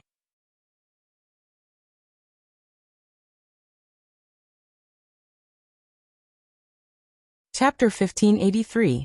The servant woman scolded. Aren't you going to coax the little Langjun? If you disturb the big shots in the house, how many lives do you have to pay? This servant woman was not very old. To be honest, she was only 1 or 2 years older than the European emperor. She was about the same as a junior or senior. However, a junior or senior was only a young girl in society, but the servant woman in front of him was the inner courtyard manager who assisted Yan Shuxian in taking care of dozens of people in the backyard. In modern times, she could be regarded as the general manager of a medium-sized company. Her aura was very oppressive. The European emperor secretly swallowed his grievances and coaxed the crying little boy. He almost whispered in a pleading tone, "Little ancestor, please don't cry, okay? If you cry again, I will cry for you. I didn't pay attention to strangle you just now." The servant woman was a few steps away from the European emperor. The European emperor was begging baby in his arms with a voice that was almost in his mouth, so the servant woman did not hear what he said. Seeing that the little Langjun had not stopped crying, the servant woman's face fell. She was about to say something when she heard footsteps coming from the house. When the servant woman saw that it was Yang Tao, she immediately saluted and greeted him. The European emperor reacted a few beats slower. He saluted the boy in his arms and looked down to see a pair of feet wearing snow-white socks and wooden clogs. As he was guessing who this person was, the boy in his arms stopped crying and stretched out his hands to the person. Most of his body leaned toward the person. The European emperor was so scared that he hugged the boy tightly. The person seemed to notice his panic and worry and said gently, "It's okay. Let me hold him for a while." The little Bei was particularly well-behaved in Yang Tao's arms. His watery black grape-like eyes were covered with some water vapor, looking pitiful and cute. "I have never seen such a clever little Langjun." Did he cry to attract your attention because he knew that Lord Jingzi was in the house? The European emperor twisted his sleeves anxiously, for fear that others would find out that the child was crying because he was strangling him. This was not a society ruled by law. The servants had no human rights. If they offended the master, they would be beaten to death. At this time, the European emperor heard the sound of nature. Xiao Rongrong, the handsome Yangtze, who he usually ridiculed for having no moral integrity, actually stood up for him and cleverly covered up the fault of the European emperor. At the same time, he praised the child. Even though O Huang had yet to enter society and the workplace, he knew that Yangtze was someone who knew how to talk. As a father, which father didn't like to hear such praises? Little Bei did not know how to express himself, and he was at an age where he was full of energy and forgetful. When he saw his father, whom he liked very much, he forgot everything else and just pestered him to play. Seeing that the child was fine, Yang Tao naturally did not notice and believed Yangtze's words of praise. "My son likes to pester people when he's young. I've let Envoy Yangtze a joke." Yang Tao took a few breaths of his son's milk fragrance and revealed a bright and beautiful smile. Even Yangtze, an outsider, could feel that Yang Tao really liked this son. Yangtze chuckled to himself. This Duke of Zhengzhou was indeed a peculiar person. He was exceptionally family-oriented and loved his own flesh and blood. "Where are you going?" Yang Tao casually asked. O Huang still hung his head down and did not dare to look up. He silently looked at the bullet screen and judged the reactions of Yang Tao and the others. On such occasions, the female servant at the side would naturally answer, and it was not his turn to interrupt. Of course, the most important thing was that he did not know what to say. QQ aggrieved. In fact, it was nothing much. It was just that Madame Yan Shuxian missed her son and wanted to see if the new wet nurse was to her liking. Hearing that it was a trivial matter in the inner residence, Yang Tao kissed his son, handed Bei back to O Huang, and said, "Go, don't let Madame wait for too long." O Huang had been following the livestream for many years. When he was free, he liked to browse the forum of the Empress and look at the posts that were sorted out by big hands. Since the start of the Dream of a Thousand Years event, these posts had been pinned at the top all year round. Everyone who had the ambition to become O Huang would look at the contents of these posts. Perhaps one day they would be lucky enough to transmigrate. In order not to expose themselves, they still had to understand the basics. Upon hearing Yang Tao's words, O Huang replied in a low voice. Other than looking a little shy, there was nothing strange about him. However, after O Huang left with the servant woman, Yang Tao found that Yangtze still had a thoughtful look on his face as he stared at the back of the wet nurse. Yang Tao thought about the rumors about this person, and his eyebrows twitched. Before Yangtze and Fengzhen settled down, they were both prodigal sons. However, Fengzhen was unrestrained in the open, while Yangtze was coquettish in the dark. Their reputations to the outside world were also different. Everyone knew how unrestrained Fengzhen was, but they didn't pay much attention to Yangtze, who was more low-key. Of course, as a former opponent, it was impossible for Yang Tao not to know the information of the main members of the enemy. This Yangtze also didn't seem to be a very reliable person. Yang Tao thought for a while and tried to ask, "Messenger Yang, do you know that wet nurse?" Yangtze withdrew his gaze and said, "I don't know her, but she is a little." Yang Tao was shocked and asked, "What is a little?" Could it be that there was a problem with the identity of this wet nurse? If that was the case, he definitely couldn't let this woman get close to his son. Who knew what she was thinking? Yangtze saw Yang Tao's grave expression and knew that the other party had misunderstood. He couldn't help but cough lightly to smooth things over. This person's side profile is somewhat similar to my wife's, and I was dazed when I saw her. Speaking of which, my wife also gave birth last year. I haven't seen her for a long time. And the child can recognize people now. Yang Tao didn't know that Yang Si was actually married. However, Yang Si was already over 30 years old, so it was normal for him to have a wife and a daughter.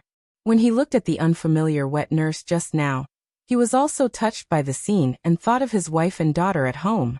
Yang Tao expressed that he could understand. Yang Tao was easy to fool, but Yang Tao's external brain, Yin Lin, was not so easy to fool. First of all, he had never heard that Yang Si had a family. The so-called wife and daughter were most likely not legally married, and it was still a question whether they existed. Second, Yang Si's eyes didn't show attachment to his wife and daughter at all. It was more like he had seen something interesting and his curiosity was aroused. His mouth was full of nonsense, and it was unknown how many of his words were true. When Yang Tao heard that Yang Si's daughter was the same age as his son, he joked, "A son and a daughter. Maybe we can be in-laws in the future." Logically speaking, Yang Si's status wasn't high enough to be Yang Tao's in-laws. Even if Yang Tao was a fallen feudal lord and Yang Si was an important official in Jiang Pingji's camp, the current concept of bloodline meant that no matter how high Yang Si climbed, his children would still be at a disadvantage. Yang Si didn't take Yang Tao's suggestion seriously, but he also felt that it was appropriate and had a good impression of Yang Tao. Yin Lin, who was standing at the side, quietly poured a bucket of cold water on him. People of the same surname don't marry. Yang Si couldn't bear to see Yin Lin gloating, so his mouth moved faster than his brain and said, "It doesn't matter. My daughter will follow my wife's surname." As soon as he said that, Yang Si wanted to slap himself.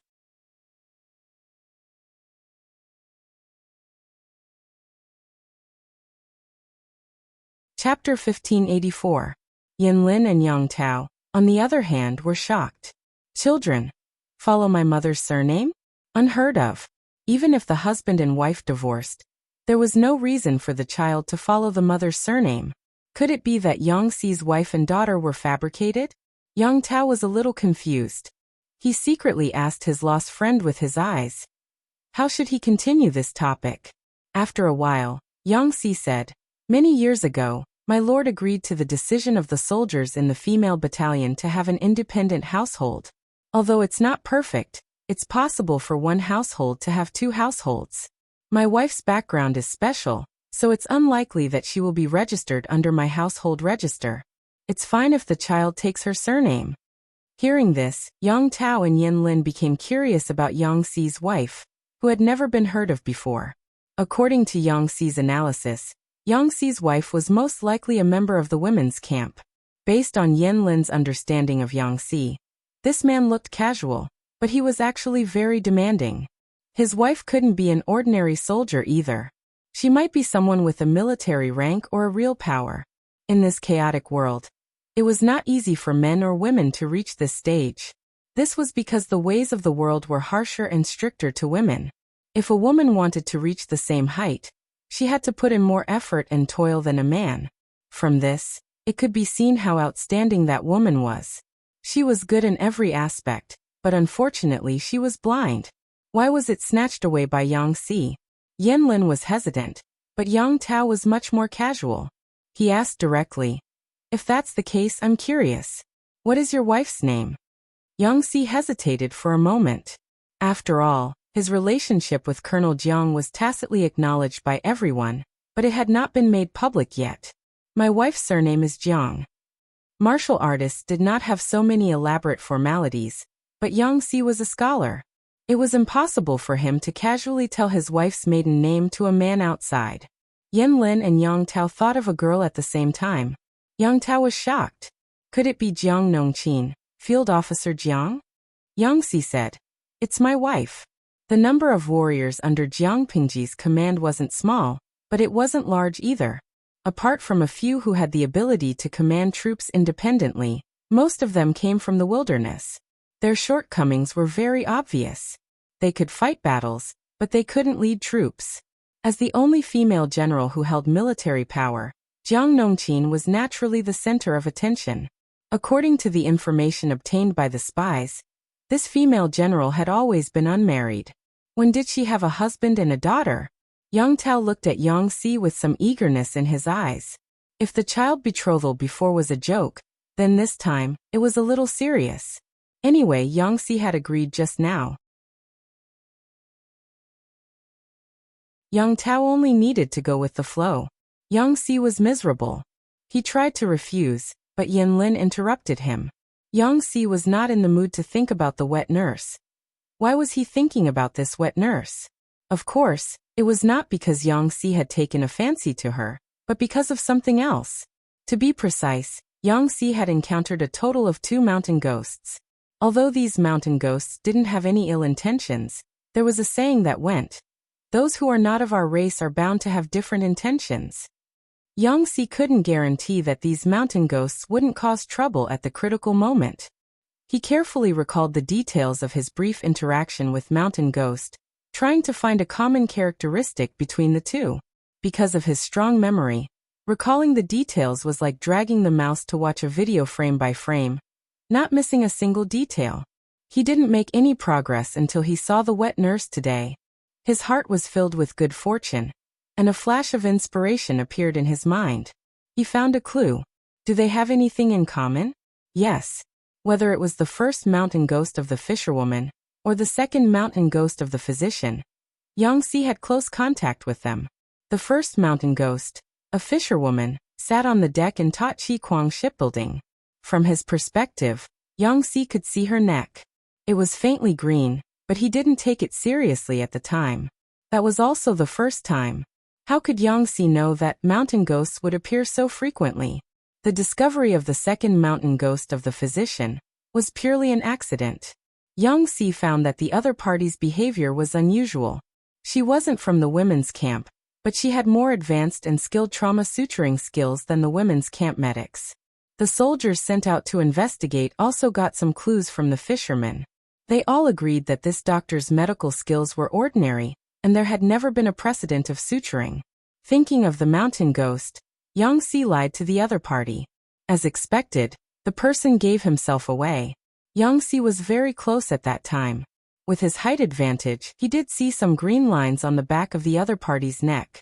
After a few hours, the mountain ghost left and the doctor returned to normal. From this, it could be seen that the mountain ghost stayed for a limited time, which confirmed the first mountain ghost story. When it was the turn of the third mountain ghost, the other party kept her head down the entire time.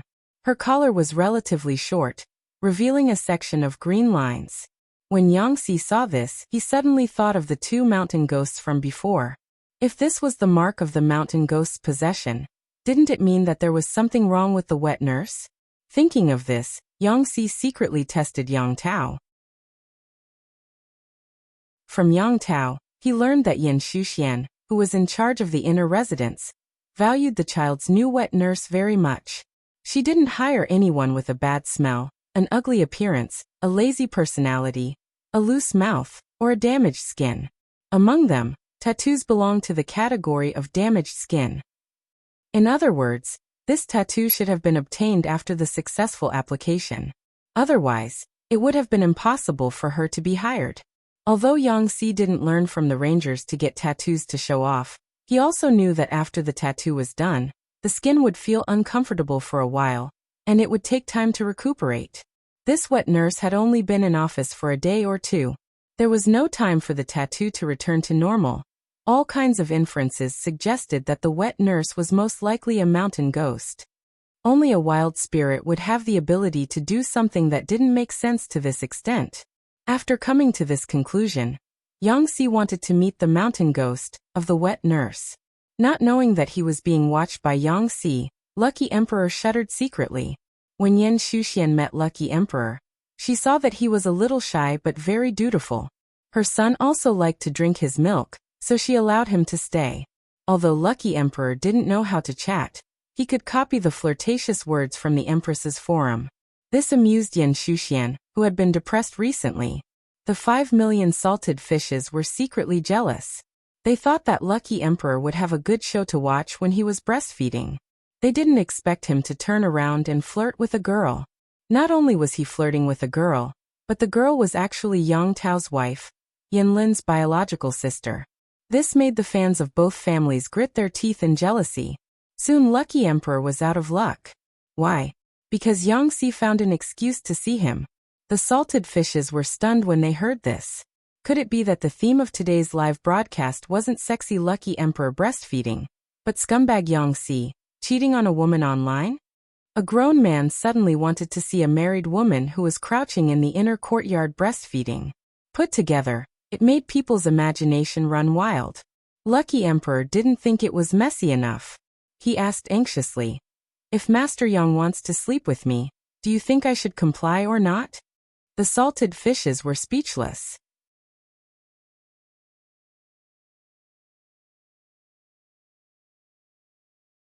Chapter 1585. Although the European emperor was flirtatious, when he met Yangtze, he couldn't say anything. "Nice to meet you, messenger." The European emperor bowed to Yangtze as soon as he came up. He was trembling with fear and looked pitiful, which made Yangtze think that he was scary. "Do you know why I called you here?" Yangtze's eyes were as cold as water. He didn't deliberately use his aura to suppress the European emperor, but the European emperor felt terrified. It was like playing with a mobile phone by the window in high school.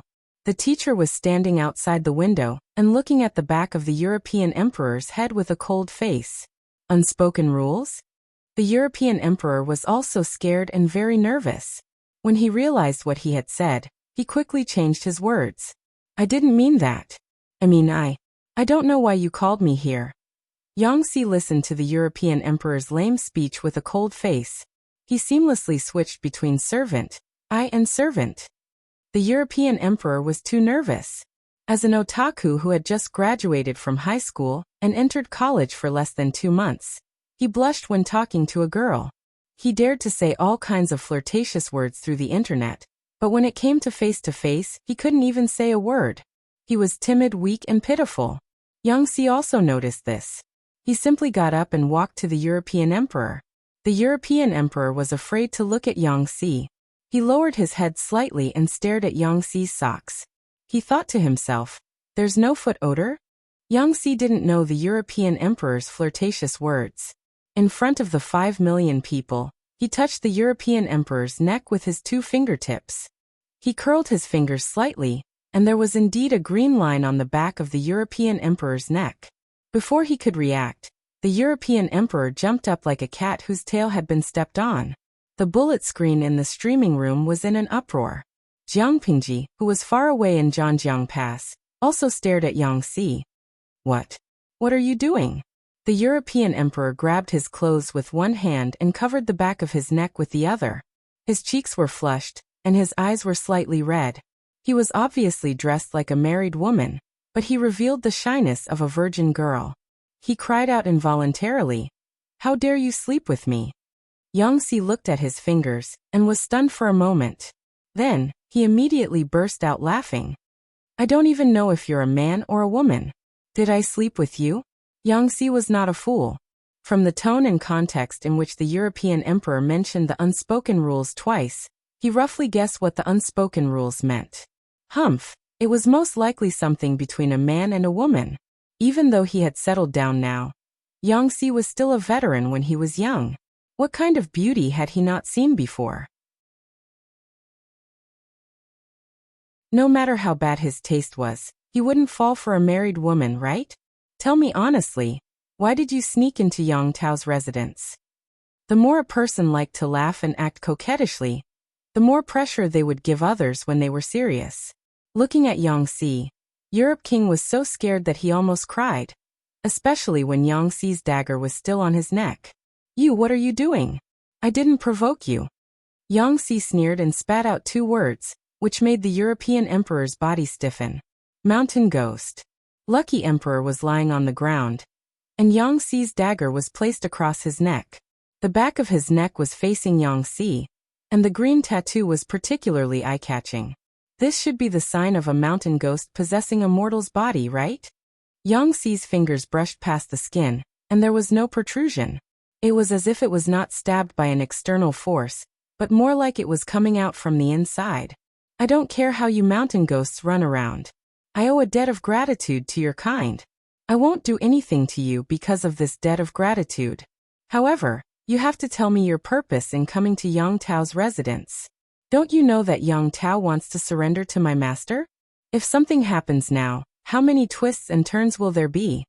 Both the European emperor and the salted fish in the live broadcast room were shocked by this turn of events. Sure enough, transmigration was not an easy job. These ancient people were more cunning than the other. Compared to them, Yangtze was more like a mountain spirit. Driven by a strong desire to live, the European emperor stammered. I really don't have any bad intentions. I'm still confused. I'm a man and I haven't even found a girlfriend yet, but I'm being used as a milk bottle by a child. I'm really at a disadvantage. I'm not a nanny. If he had known this earlier, he would have sat in front of the computer and continued to play games. It was better to nurse his teammates than to be breastfed by a little kid. Yangtze was speechless. Letting go of the dagger, the European emperor looked like a good woman who had been forced. Yangtze felt a headache coming on. I've met a total of 3 mountain ghosts. The first one knows shipbuilding skills, and the second one is excellent at suturing wounds. What do you know? In the face of such a blatant question, the European emperor's fragile heart shattered. He knelt down with a thud, looking as if he had suffered a great blow. I admit that they're all big shots, but I'm just a rookie. However, I'm good at nursing people, and I'm proficient at it. If you were my teammate, I could help you ascend to the 12th stage. Yangtze was speechless. The 12th stage. He tried his best to analyze the European emperor's words and frowned. I'm just an ordinary person. I can't cultivate and ascend. He could also hear that there were differences in the mountain ghosts. The first 2 were most likely accomplished in a certain aspect, but the one in front of him, perhaps even Yang Tao's son, could bully him. Thinking of this, Yangtze felt that it was boring and uninteresting. However, the mountain ghost in front of him was so innocent and harmless. Perhaps he could get some information out of him? Thinking of this, Yangtze's stomach began to rumble with black water. Didn't they say that mountain ghosts rarely appear in the world? Why are you guys possessing mortals one after another? The European emperor broke out in a cold sweat. He bit his lower lip and did not know how to answer. If he answered incorrectly, he might cause trouble to the people who came after him. Yangtze was too shrewd, and it was difficult for him to lie. One was deliberately trying to get information out of him, and the other was guilty and afraid. Yangtze trying to get information out of him was easier than eating and drinking. Not long after, Yangtze found out from the other party that the mountain ghosts did not appear in groups. They would appear once every 7 days and randomly possess a living creature. There are tens of millions of living people in the world, and there are countless other living creatures. Why did I encounter 3 mountain ghosts in a few months? The European emperor said with a bitter face. Maybe it's because you're too lucky. The European emperor who encountered Yangtze was really unlucky, especially himself. He was simply unlucky. Yangtze asked, when did you possess this person? The European emperor looked at the time and said, 2 hours ago. He would possess a person for 7 days, and each possession would last for 12 hours. Yangtze silently noted down the time and pattern. It's not my place to interfere if you want to travel the world. However, I have a piece of advice that you should keep in mind. Yangtze's expression turned cold. What advice? Yangtze said. Don't do anything that will hurt my master or hinder my master's hegemony. The European emperor was silent for a moment. He never expected that little Rongrong would have the attributes of a loyal dog. The anchor was really a woman that made people envious and jealous. Yangtze sneered and said, the tattoos on the back of your necks can't be concealed if you possess them, right? The European emperor looked confused and did not understand what Yangtze was talking about. Yangtze was speechless.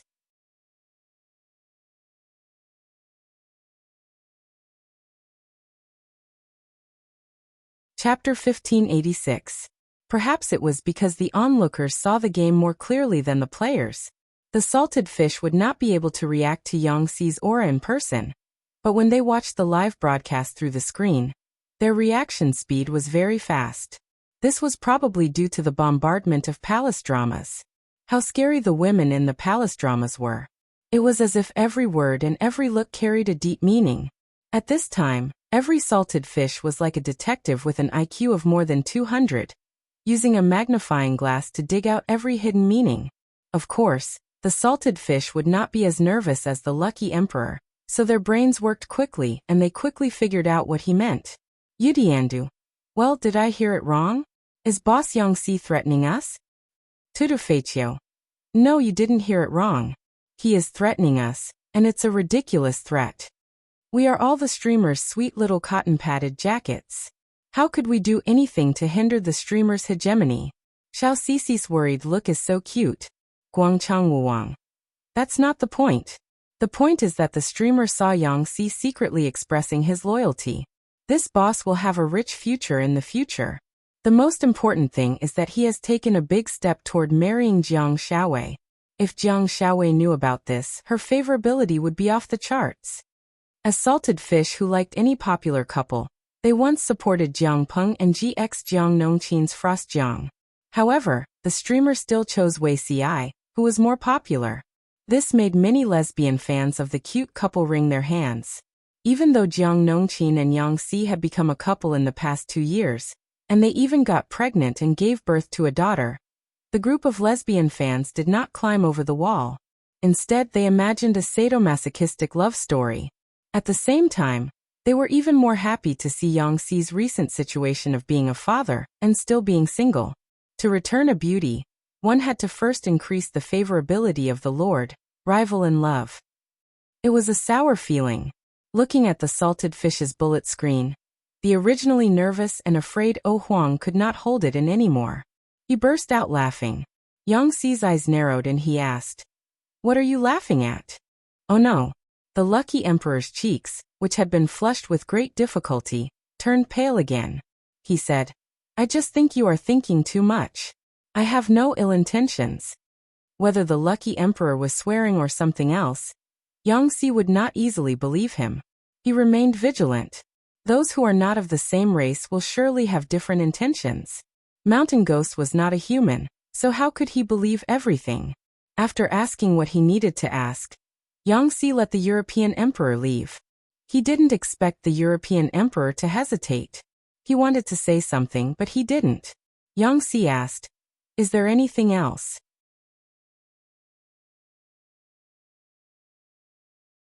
If there was nothing else, he would leave quickly. He still had to think of an excuse and write a letter to inform his lord of what had happened today. The European emperor blushed and said shyly, "Can you give me an autograph?" Yang Xi laughed involuntarily. "You mountain ghosts like to collect signatures from mortals so much?" It seemed like the first fisherwoman mountain ghost he met also asked Yang Xi and the others for an autograph before she left, saying that she would take it back as a souvenir. "I think you have a bright future ahead of you. Maybe you'll be a famous person in the history books. Your handwriting is worth collecting." Even though there was a lucky star born every 7 days, there were only a few people who had the chance to get close to Jiang Pingji and the others. Their autographs and personal accessories were all sold at high prices. The European emperor was not greedy. If he asked Yang Xi for an expensive item, it was unlikely that Yang Xi would agree. It was the same as a stranger asking for a mobile phone. However, if it was just an autograph, the European emperor felt that there was still hope. The lousy RPG game that he was obsessed with was too reliant on configuration. Unfortunately, he was poor and had no money to replace the expensive game notebook for that lousy game. If he had Yang Xi's autograph and auctioned it online, he would have the money for the game notebook. He would have a lot of fun playing games in the future. In order to achieve his goal, the European emperor even said good things against his will and flattered Yang Xi. As a person with backbone, if it wasn't for the small amount of money to buy the game notebook, he wouldn't have given in to Yang Xi. Yang Xi said with a smile, "That sounds nice. Since it sounds nice, sign a few more autographs for me." He took advantage of the situation and said, "Getting rich depends on you big boobs." Yang Xi was speechless. He suddenly felt that his previous conspiracy theories and worries were all for nothing. Why was he worried that the mountain ghosts might hinder his lord's hegemony and threaten his lord's safety? If the mountain ghosts were so naive and easy to fool, Yang Xi would be worried about this race. Would they really die because of their naivety? Seeing this, the European emperor said, "Why do I feel that your expression and eyes seem to be despising me?" Yangtze denied it 3 times. "No, I didn't. Don't talk nonsense." The European emperor happily took Yangtze's autograph and his well wishes and left, leaving Yangtze alone in a dilemma. He drew the tattoo on Empress O's neck with a good stroke and frowned slightly. Even though he was experienced and knowledgeable, he couldn't figure out the origin or meaning of the lines. Forget it. Since one appears every 7 days, I'll just be careful in the future. If the mountain ghosts could hide the tattoo on the back of their neck, they wouldn't have exposed themselves in 3 consecutive times. If the mountain ghosts were really a threat, Yangtze could also use the pattern of their appearance and the symbol on the back of their neck to guard against them. The appearance of the European emperor was just an interlude. Yang Tao's surrender was the big deal. Using the European emperor's perspective, Jiang Pingji roughly pieced together what happened over there. The Nie family isn't a threat for the time being. Let them fight amongst themselves. But Shui's side is too restless and needs to be taught a lesson. Jiang Pingji said to Wuxia, "Yang Tao's surrender has to be done by me personally. It's inconvenient for Jing Rong and the rest, and many things aren't easy to settle." Even though Yang Tao had surrendered, he was once a feudal lord and he had taken the initiative to surrender. It was different from being defeated and captured. It wasn't appropriate for Yangtze and the rest to show up, so they could only settle him down and wait for Jiang Pingji to come over and deal with it. A portion of the troops were left at Zhanjiang Pass to prevent the Nie family from making any changes. The rest could be pulled to Zhangzhou and try to take down Nanxing before the Nie family recovered. Once Nanxing was taken down, Zhongzhou would no longer be a concern. To prevent any accidents, Jiang Pingji specially asked Qiguan Rang, Sun Wen, and the rest to stay. If the opportunity to attack Zhongzhou was ripe, they didn't need Jiang Pingji's consent. This was considered a complete delegation of power. Qiguan Rang said, "The situation in Nanxing is unclear. Why don't you bring more people over, my lord? We can be at ease." Jiang Pingji asked, "Wenzheng, do you have any suggestions?" Qiguan Rang glanced in Weixi's direction and said, "Zixiao is cautious and thoughtful. He has also gone deep into Nanxing and has a good understanding of the situation there. My lord, you can bring him over. In addition, General Bai Ning is from Nanxing. Maybe he can be of use." Bai Ning was just an extra. Qiguan Rang's goal was still Wuxia. His lord was too self-disciplined. As a subject, he was also worried. He could only find an opportunity to get the 2 of them together. Maybe one day, the goddess of children would appear and send the young lord over? Why would Wuxia stay at Zhanjiang Pass? It wasn't that he had to be there, but the young lord really had to be there. Jiang Pingji silently glanced at Qiguan Rang. Qiguan Rang silently looked back at her without a hint of fear. Feeling helpless, she said in private, "We're still at war. Be serious."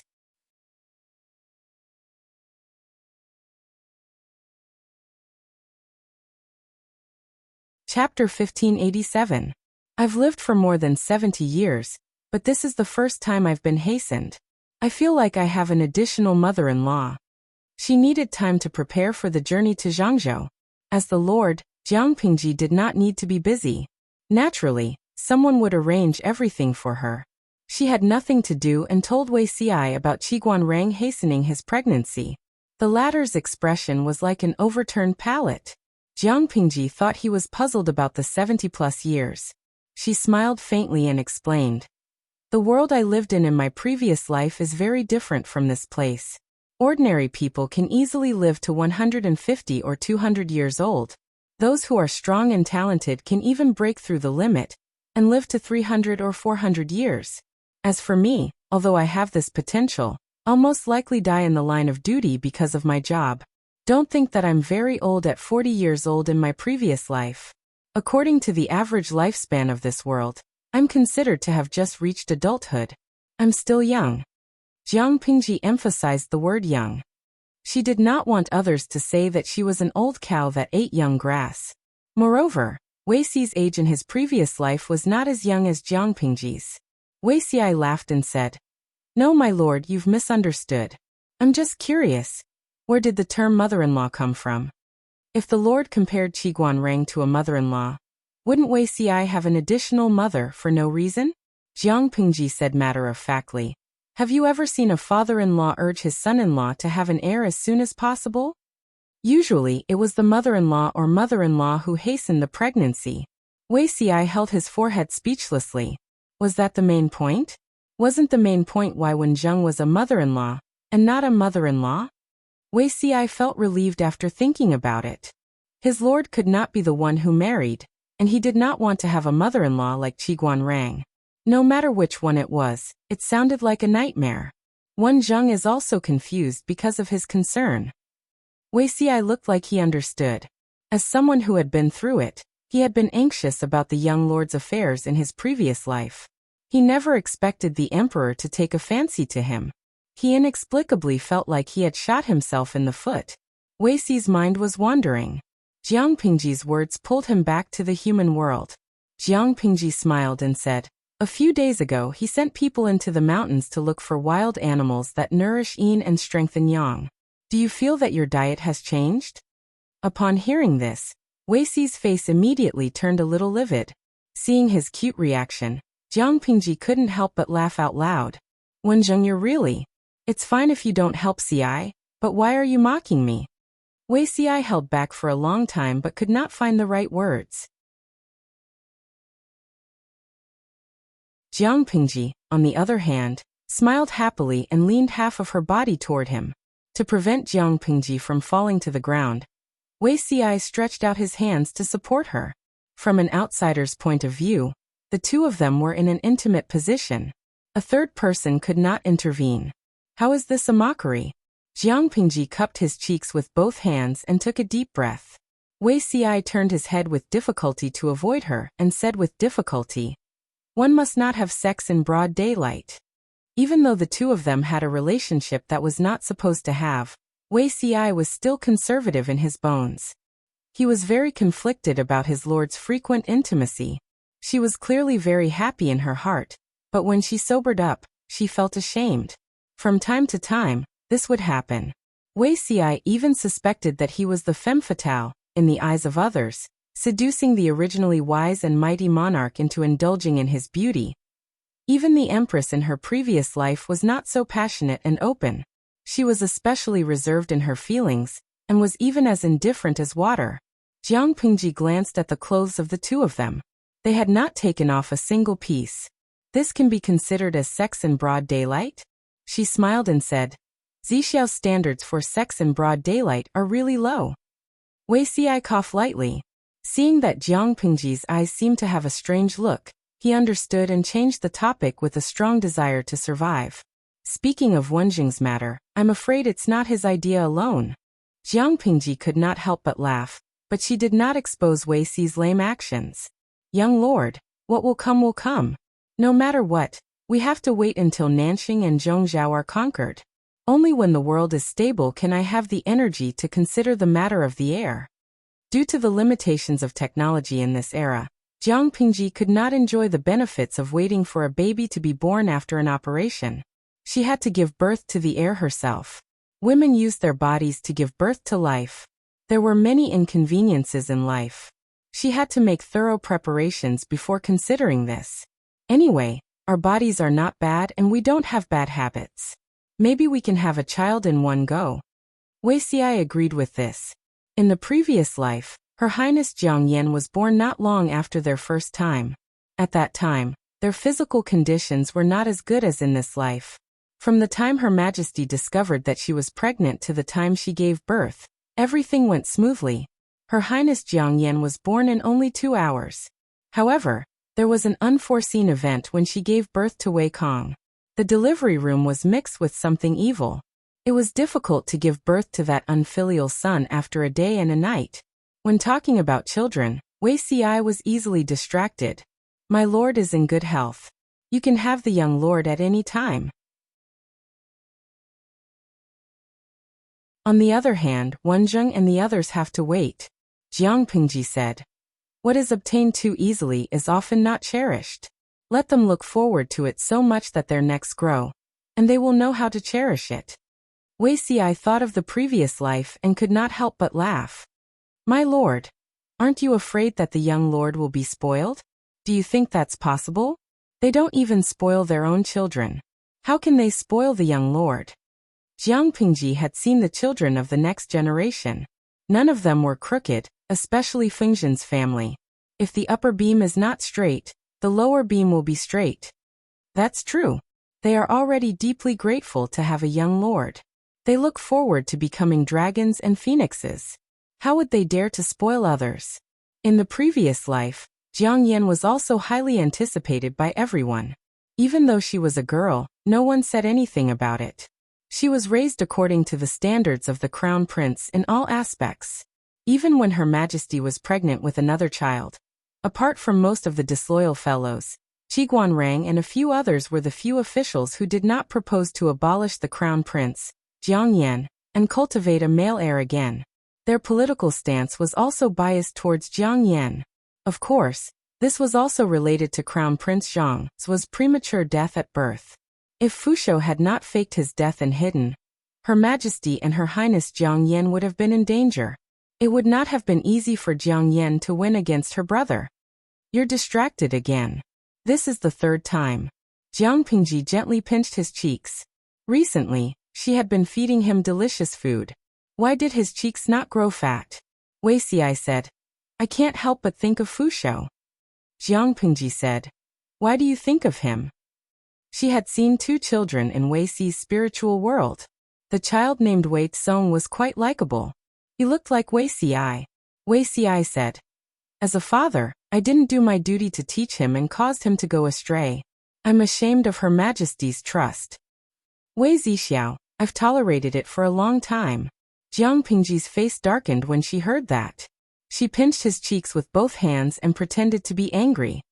Don't you think it's too much to mention another woman in front of me? Look at the color of my head. You can even breed horses on my head.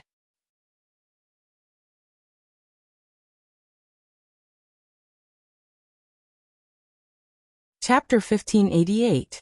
Are you being jealous of yourself, my lord? Wuxia asked with some uncertainty, but the corners of his lips could not help but curl up.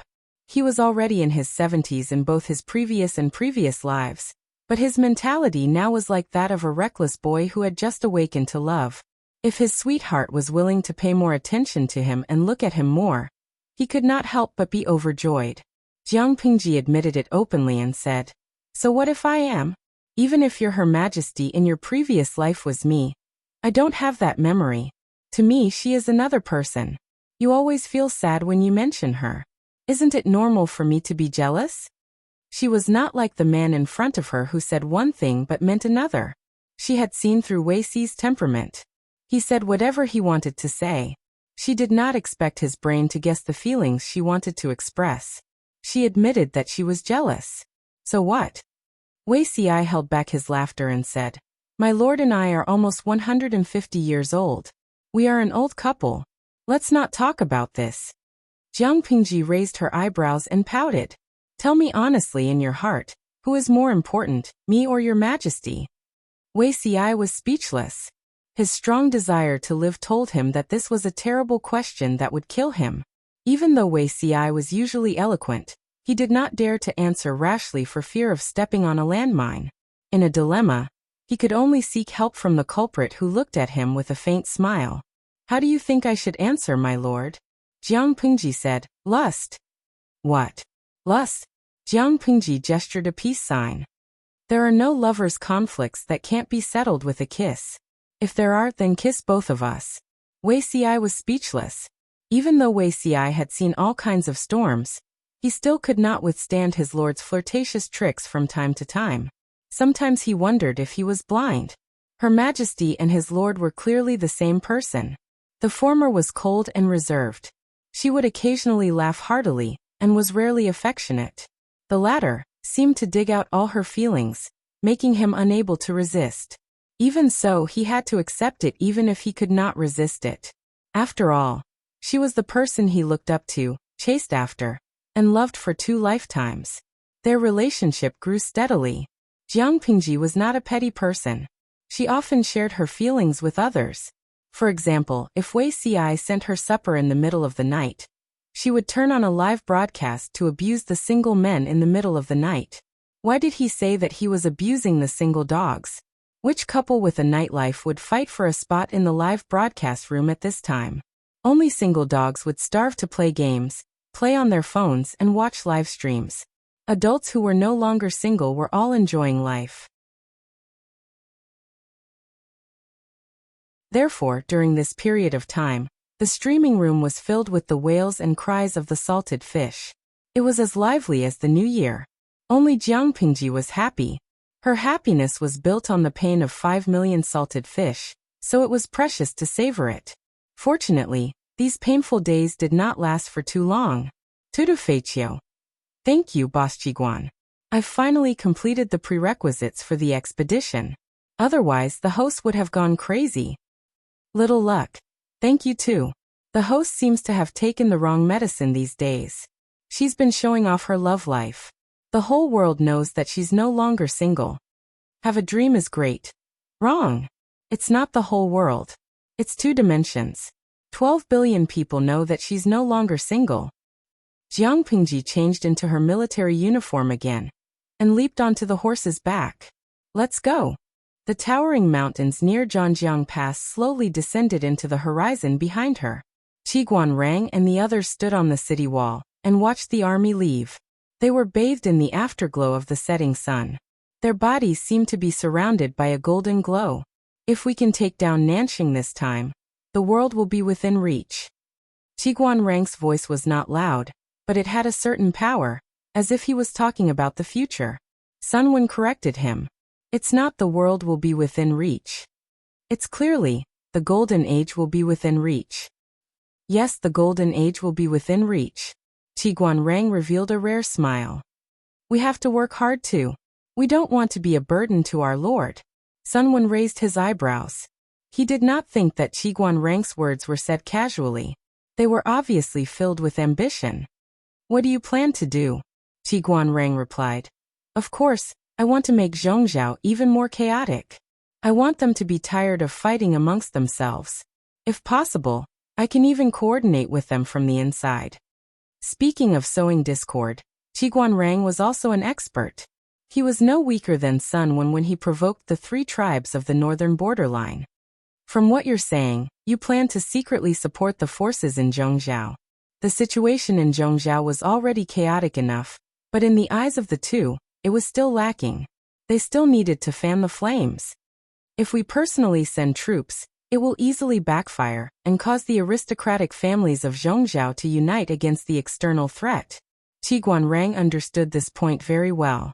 Once there was a common enemy and a greater hatred, former enemies could also temporarily become allies and unite against the external threat.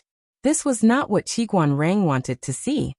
It's better to secretly support one person and use the other party's hand to plant informants and instigate more intense internal strife.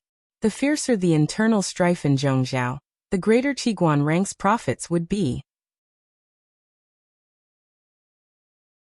Qiguan Rang was not worried that no one would be willing to cooperate with him.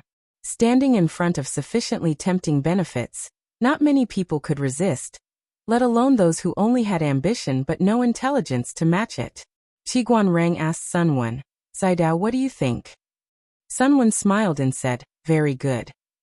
He had settled a portion of the enmity with the Nie family, but it was far from enough. To uproot the Nie family, as the Lord, Jiang Pingji still had to reach a higher position. If she could take Zhongzhou into her own hands, what would the Nie family amount to? Sun Wen naturally agreed with Qiguan Rang's suggestion. Putting aside their plans for the time being, Jiang Pingji began her boring march. Zhangjiang Pass was not very far from Zhangzhou. Riding horses at full speed, coupled with the waterway, one could usually reach it in half a month or 20 days. However, Jiang Pingji brought along 50,000 troops and horses. Naturally, the speed of the army could not be compared to the speed of the messenger. Overall, it was much slower. On the 10th day of the march, the scouts of the army stopped a messenger. After interrogating him, they found out that the messenger was coming for Jiang Pingji. Jiang Pingji took off her thick military uniform and changed into a black robe with arrow sleeves. The hem of the robe was shortened by her. It barely reached her knees. Paired with long pants, it was more convenient to move around. The audience in the streaming room had taught her to make the robe. They had recommended it to her, saying that they wanted to see how she looked like in the robe. Jiang Pingji had people make the robe according to the words given by the audience. It was indeed very comfortable to wear, and looked heroic and free. No one had seen this style of clothing before. It was a little foreign, but Jiang Pingji was the lord. Even if they had not seen it before, no one dared to say anything. She had ridden for the whole day. At that moment, she was sitting in the tent, washing her hands and preparing to eat. Messenger. Jiang Pingji said, "Let him in. Is there any change at the front line in Zhangzhou?" Unbeknownst to them, Jiang Pingji had hit the nail on the head. The messenger entered the tent and half knelt to report. It was just a few words, but everyone in the tent was so shocked that they could not react. Wuxia, who was helping Jiang Pingji set the bowls and chopsticks, trembled. A pair of chopsticks fell on the table with a clang.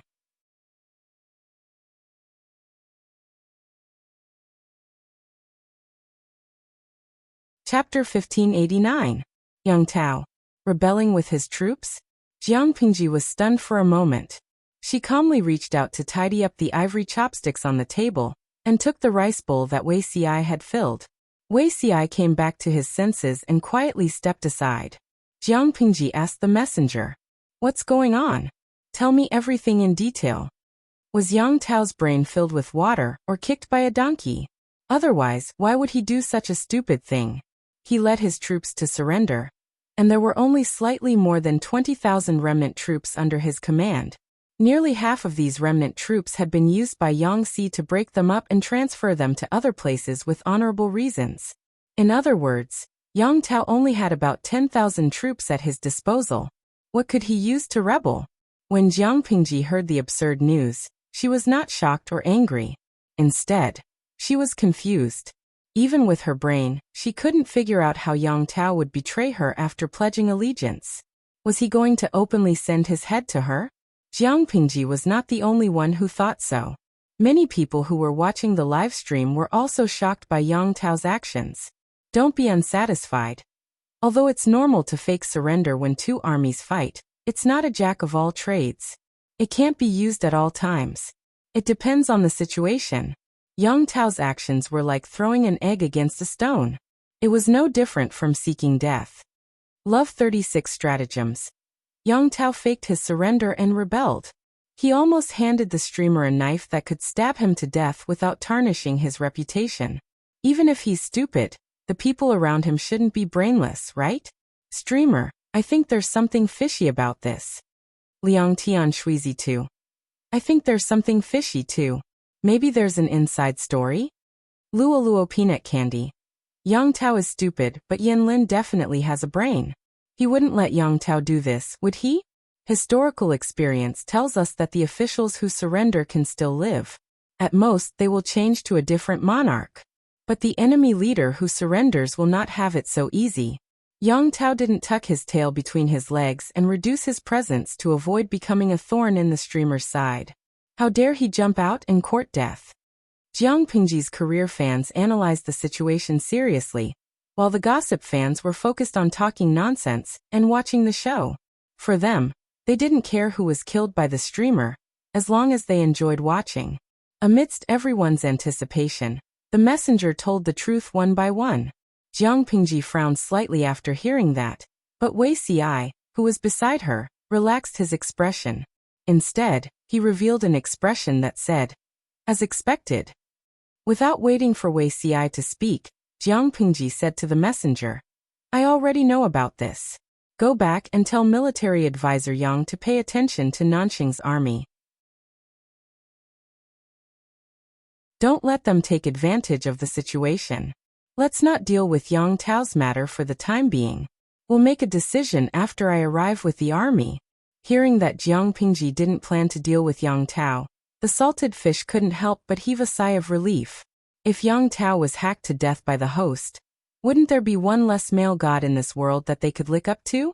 After Jiang Pingji finished speaking, the messenger accepted the order and retreated. The others in the tent also retreated tactfully. Zixiao, do you have anything to say? Jiang Pingji raised her hand and picked up the ivory chopsticks that were placed neatly on the table. Her left hand held a black lacquered wooden bowl that was twice the size of her palm. Wei Xi stood up and served the meat dishes and soup that were not served to the table. He looked like a virtuous husband and father.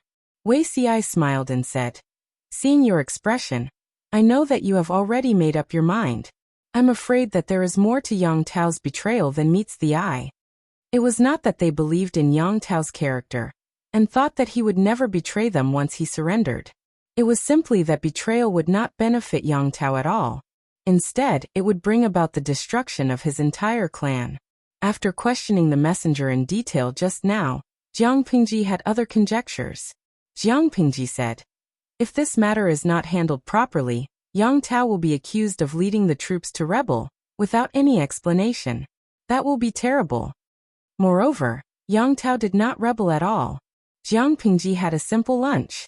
The army continued their journey, but her brows were still tightly knitted. Because the weather had turned cold and the nights were longer than the days, the sky quickly darkened. If she had not received the battle report that day, she would have stopped to rest and reorganize. Now she had to seize the time to advance. She asked her men to walk in the dark for more than 4 hours. Only when everyone was tired did she give the order to stop. Jiang Pingji stayed in the simple tent and thought about the day's matters. Wei Xi brought someone to bring her a small bucket of hot water and a large portion of supper. She sniffed and smiled. As expected, Zixiao understands me better. "My lord, go wash your hands and face first. You can eat after soaking your feet," Wei Xi said. "You've been on the road for the whole day. You should relieve your fatigue." This was just a small matter. Of course, Jiang Pingji would not reject his good intentions. She simply used the hot water to wipe her exposed skin. Her fatigue eased a lot. At this time, eating to her heart's content was better than being a deity. She ate until she was 80% full. She could not help but burp. Zixiao's culinary skills are really getting better and better. When we retire in the future, you can open a small restaurant. I'll be the shopkeeper and collect money for you. Wei Xi could not help but laugh. "My lord, are you in a better mood now?" "Much better. Indeed, there is nothing that a good meal can't solve. If there is, then I'll have 2 meals. Jiang Pingji opened her mouth and made Wei Xi blush every time. The delicious food made by Zixiao's skillful hands is even more powerful. Wei Xi withdrew his hand. Don't think that he did not feel that she was taking advantage of the situation. Yang Tao's matter is inexplicably in line with the previous life. There's a 99% chance that it's not a rebellion. Jiang Pingji picked her teeth with a toothpick. She was not surprised by Wei Xi's words at all. She asked, "Did something similar happen in the previous life?" "Indeed," Wei Xi said leisurely. Her Majesty also took this opportunity to recruit Yang Tao as a general. According to normal procedures, Yang Tao would most likely be placed under house arrest and become a second Huangsong. Every day, when he opened his eyes, he only had to think about what to eat and what fun to play. However, in the previous life, Yang Tao became a commander who was second only to Fu Wang. Although Yang Tao was only ranked 5th on the martial list of the Jinling Pavilion, his status was higher than the 4th and 3rd. When the Jiang dynasty founded the country, Yang Tao was also the only person who was conferred a title of nobility of a higher rank. Although this title was not hereditary and had a lot of embellishment. Because Yang Tao was a vassal who surrendered, he needed to be conferred an additional title to appease the old officials of Yang Tao's lineage. But to be able to obtain this honor, his strength was undoubtedly very good at fighting. It could be said that apart from Her Majesty, Yang Tao was the biggest winner in life among the vassals in troubled times. The turning point of all this was after Yang Tao surrendered. The city that he temporarily lived in was ambushed by the enemy. There were not many guards there. Yang Tao's entire family was in the city. He took the risk of being suspected by Her Majesty, and then punished and executed. He mobilized his old subordinates to resist the invading enemy, and made a great contribution. Wei Xi carefully pondered the message sent by the messenger. Strangely, he realized that Yang Tao's experience in this life was different from his previous life, but he was just as lucky.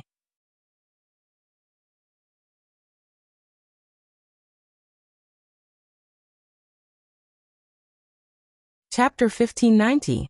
Wuxia said with a jealous and bitter expression. Otherwise, why would they say that he is a capable person who entered the Golden Scale Pavilion? Jiang Pingji said. From what you said, it seems that Zixiao didn't go in? When Wuxia laid his cards on the table with her, he told her many things about his past life, such as the civil and martial arts role of the Golden Scale Pavilion. The Golden Scale Pavilion in the previous life was not the same as the Golden Scale Pavilion in the present life. The Golden Scale Pavilion in the present life was a super large library that was open to the public for free. The Golden Scale Pavilion in the previous life was a glorious holy land that all the scholars and martial artists in the world yearned for. This place was also known as the path to heaven, implying that one could ascend to heaven with a single step. The royal family of the Jiang dynasty had set a strict rule that only the civil and military officials who had made great contributions to the people, the country, the imperial court, and the emperor were qualified to have their portraits in the Golden Scale Pavilion and enjoy the worship of the people just like the royal family. In front of the Golden Scale Pavilion, not to mention the ordinary civil and military officials, even the emperor himself had to get off his horse, get off his sedan, and walk up the hundreds of steps. This kind of glory wasn't as simple as bringing honor to one's ancestors. It was a true legacy. Who wouldn't be moved? Don't people live for fame and fortune?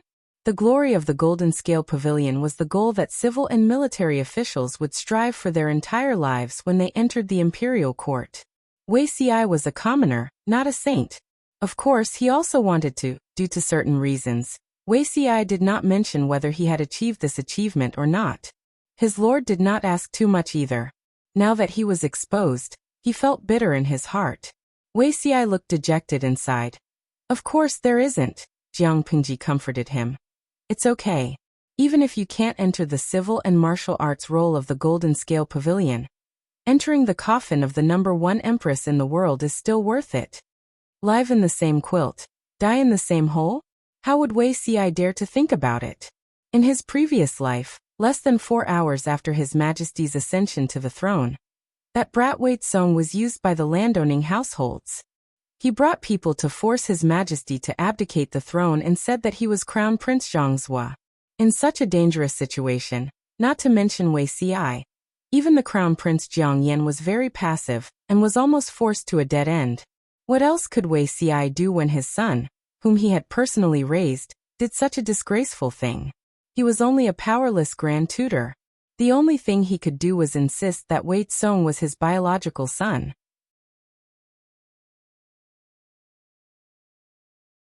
He reprimanded his biological son for committing treason by impersonating the deceased Crown Prince Zhangzhua in an attempt to overthrow the universe. In the end, Wei Song committed suicide to atone for his crimes and followed the former emperor. As long as there was no evidence, Jiang Yan could seize the opportunity to attack and label Wei Song as a traitor. However, his only daughter had suffered because of this. Within a day, his mother passed away, his father committed suicide, his younger brother rebelled and was killed, and all his blood relatives were wiped out. Under such circumstances, if Jiang Yan didn't hate him, he would be grateful. Why would he ask Jiang Yan to bury his body in the imperial tomb? Wuxia sighed. I'm just a lowly person. How would I dare to enter the emperor's mausoleum and serve His Majesty? Jiang Pingji squinted her eyes and pinched his face. You should just give up for the rest of your life. Don't even think about sleeping anywhere else besides my coffin. Wuxia could not help but reveal a faint smile. Yes, Ci obeys. Jiang Pingji's boiling jealousy subsided. The two of them returned to the topic that had gone off the rails. We've gone off the rails. Let's continue talking about Yang Tao, Jiang Pingji said. Tell me more about his past life. Wuxia did not dare to hide anything. However, when His Majesty subdued Yang Tao, Wuxia was still working under Yin Shui. What he knew was what he found out later. And some parts were not very detailed. He said, I have some suspicions that Yan Lin was the one who planned Yang Tao's attack. Don't doubt it. It must be his masterpiece, Jiang Pingji said grumpily. But I don't think Yan Lin planned that far ahead. He did this to gain leverage for Yang Tao, so that he wouldn't be restricted and suppressed after he surrendered. What a touching brotherly bond. Even at a time like this, he didn't forget to plan for the greatest benefit for Yang Tao. After thinking about it, he ended up plotting against me. After sorting out Yanlin's plan and confirming his opponent's purpose, the process was easy to understand. Yang Tao and Jiang Pingji had a grudge. Now that he only brought 20,000 soldiers to surrender, not only would she look down on him, but he would also be in a difficult position in the future. How could he improve Yang Tao's position in the future? Yanlin racked his brains for a plan. Coincidentally, a perfect opportunity presented itself. If he could make good use of this opportunity, Yang Tao's future would be rich and prosperous. It turned out that the Nanxing rebel army that betrayed Yang Tao had surrendered to Anshui. As Anshui's vanguard, they tried to attack Zhangzhou, which was under Jiang Pingji's control. Yang Tao and his family were located in a city at the front line. It was not a place that the military would fight for, and the war was meaningless. Yang Si arranged for Yang Tao and his remaining soldiers to stay there so that they could be monitored and at the same time, wait for Jiang Pingji's army to arrive. He never expected that the Nanxing rebel army would target this place and use it as a springboard to test the waters.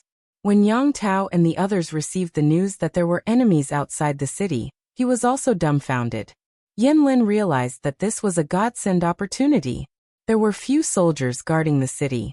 There were only Yang Tao's remaining soldiers and the low-level veterans in the city. It would take some time for Yang Si's reinforcements to arrive. If Nanxing's enemy took the opportunity to launch a sneak attack on the city, the defenseless city would definitely fall. Needless to say, the consequences would be dire. If Yang Tao seized the opportunity to lead his troops to defend or even kill the invading enemy, he would have made a great contribution. Even if Jiang Pingji suspected that Yang Tao had led his troops to rebel, it would be fine. The more suspicious she was, the more advantageous it would be for Yang Tao later on.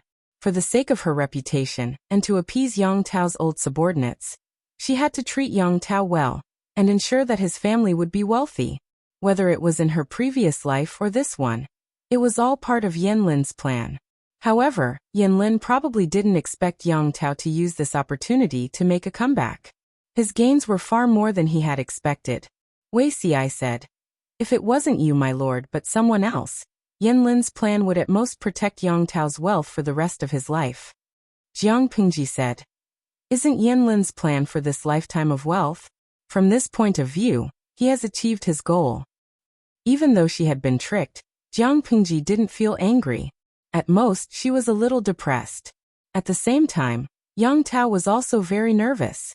But since his companion was so confident, he would go crazy with her. Just as Qian Su had said, Yanlin dared to plot anything, but Yang Tao dared to believe in everything. Even though he knew that his plan would fail, and that he would lose his life, he still dared to try. It wasn't that Yang Tao didn't have his own ideas. It was just that he trusted Yanlin wholeheartedly. By now Lu Shi should have received news of Zhengzi leading his troops to rebel, right? Qian Su smiled bitterly. "Xiaoyang, aren't you afraid that Lu Shi will do something to my lord in a fit of rage?" Yanlin smiled sarcastically.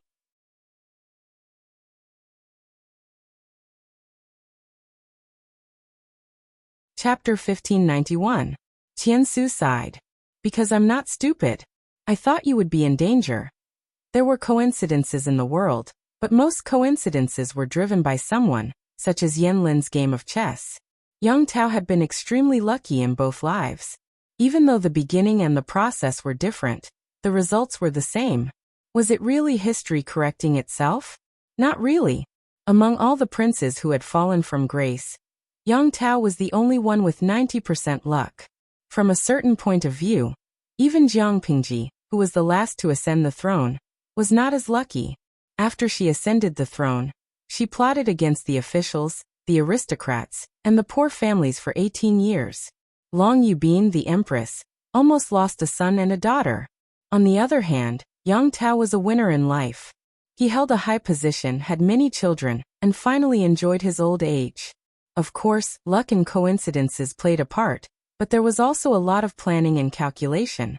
As Yanlin's friend, Qian Su didn't dare to say he knew everything, but he knew 90% of what Yanlin had been planning. Why did Nanxing's enemy choose the small town where Yang Tao was located? Why did Jiang Pingji's troops, who were monitoring Yang Tao's remaining troops, not discover the enemy's tracks. Why did the messenger send Jiang Pingji the news that Yang Tao was rebelling with his troops before all the details were clear? To put it bluntly, this was Yan Lin's plan. 30% of the time and 70% of the people had led to the current situation. All he wanted was to push Yang Tao to the safest position. Nanqing's enemy's original intention was not to attack the small town. Instead, they wanted to bypass the town and attack another place. Yan Lin discovered their tracks but did not tell anyone. Instead, he secretly sent someone to contact them and deceive them with promises, such as helping them open the city and surrender. To increase his credibility, he even revealed the location of several granaries under Jiang Pingji's control. Of course, Yan Lin did not know where Jiang Pingji's granaries were. This information was the most confidential of secrets. He had no right to know. However, Yan Lin was born and raised in Zhangzhou. He knew very well where the granaries were. Naturally, the enemy would not be able to see through it. On one hand, he lured the enemy to the small town. On the other hand, he detained the eyes and ears of the nearby army supervisors. This would hinder their judgment and make them think that Yang Tao had made a deal with Nanqing's enemy. Thus, they would make the wrong judgment and confuse both sides. When the enemy arrived at the city, Yan Lin would reason with Yang Tao and encourage him to wear leather armor for the sake of his family. He would lead his former troops and the old soldiers in the city to fight the enemy. One had to know that Yang Tao's current status was that of a feudal vassal who was waiting to formally surrender. In order to avoid danger, he had reduced his contact with his former vassals as much as possible, not to mention regaining his military power and leading troops to do anything. If there was a misunderstanding, the supervisor sent by Yang Si would suspect that Yang Tao was leading the troops to feign surrender. The consequences would be dire. However, as Qian Yan Su would say, Yang Yan Yin Yang Lin Yang and could. Yang Yin could. If. As Yin Yang as he as and could as. The enemy was already at the gates of the city, but the army supervisor had yet to arrive. If Yang Tao did not think of a way to save himself, was he supposed to just watch the enemy take down this small city that was easy to attack, but hard to defend, then capture his family and leave? Of course not. Even though Yang Tao had surrendered, his former troops were still loyal to him. They were willing to listen to his orders. The soldiers in the city had no opinion of their own. Outside the city, there were enemies everywhere. They had no choice but to listen to Yang Tao's orders. They had been tricked without knowing it. After doing all that, Yan Lin played a game of the thief calling the thief. According to the thinking of a normal person, they would usually slander the enemy. Who would suspect that they would slander themselves? Yan Lin took advantage of the lag of the news, the time difference, and the blind spots in his thinking. He made use of Yang Si to send Jiang Pingji the wrong information. Even if Yang Si came to his senses later and sent the correct information, Yan Lin would have achieved his goal. Qian Su was impressed by Yan Lin's audacity. If the information was leaked, Yang Tao would be fine, but Yan Lin might not. However, Yan Lin did not care. It's okay. I know what I'm doing. Qian Su said. It's good that you know how to protect yourself. Otherwise, if the Lord finds out, she will feel guilty. Yan Lin smiled. I have known the Lord for more than 20 years. We know each other. Even if he finds out, he will understand. After all, this was not the first time Yan Lin had cleaned up Yang Tao's mess, since he was a kid. Yang Tao was used to it. Qian Su snorted and said sourly, I know you two are close friends. You don't have to brag about it in front of me. Yan Lin said, even if Lu Shi knows what happened, it is unlikely that he will blame me. Maybe this is an opportunity.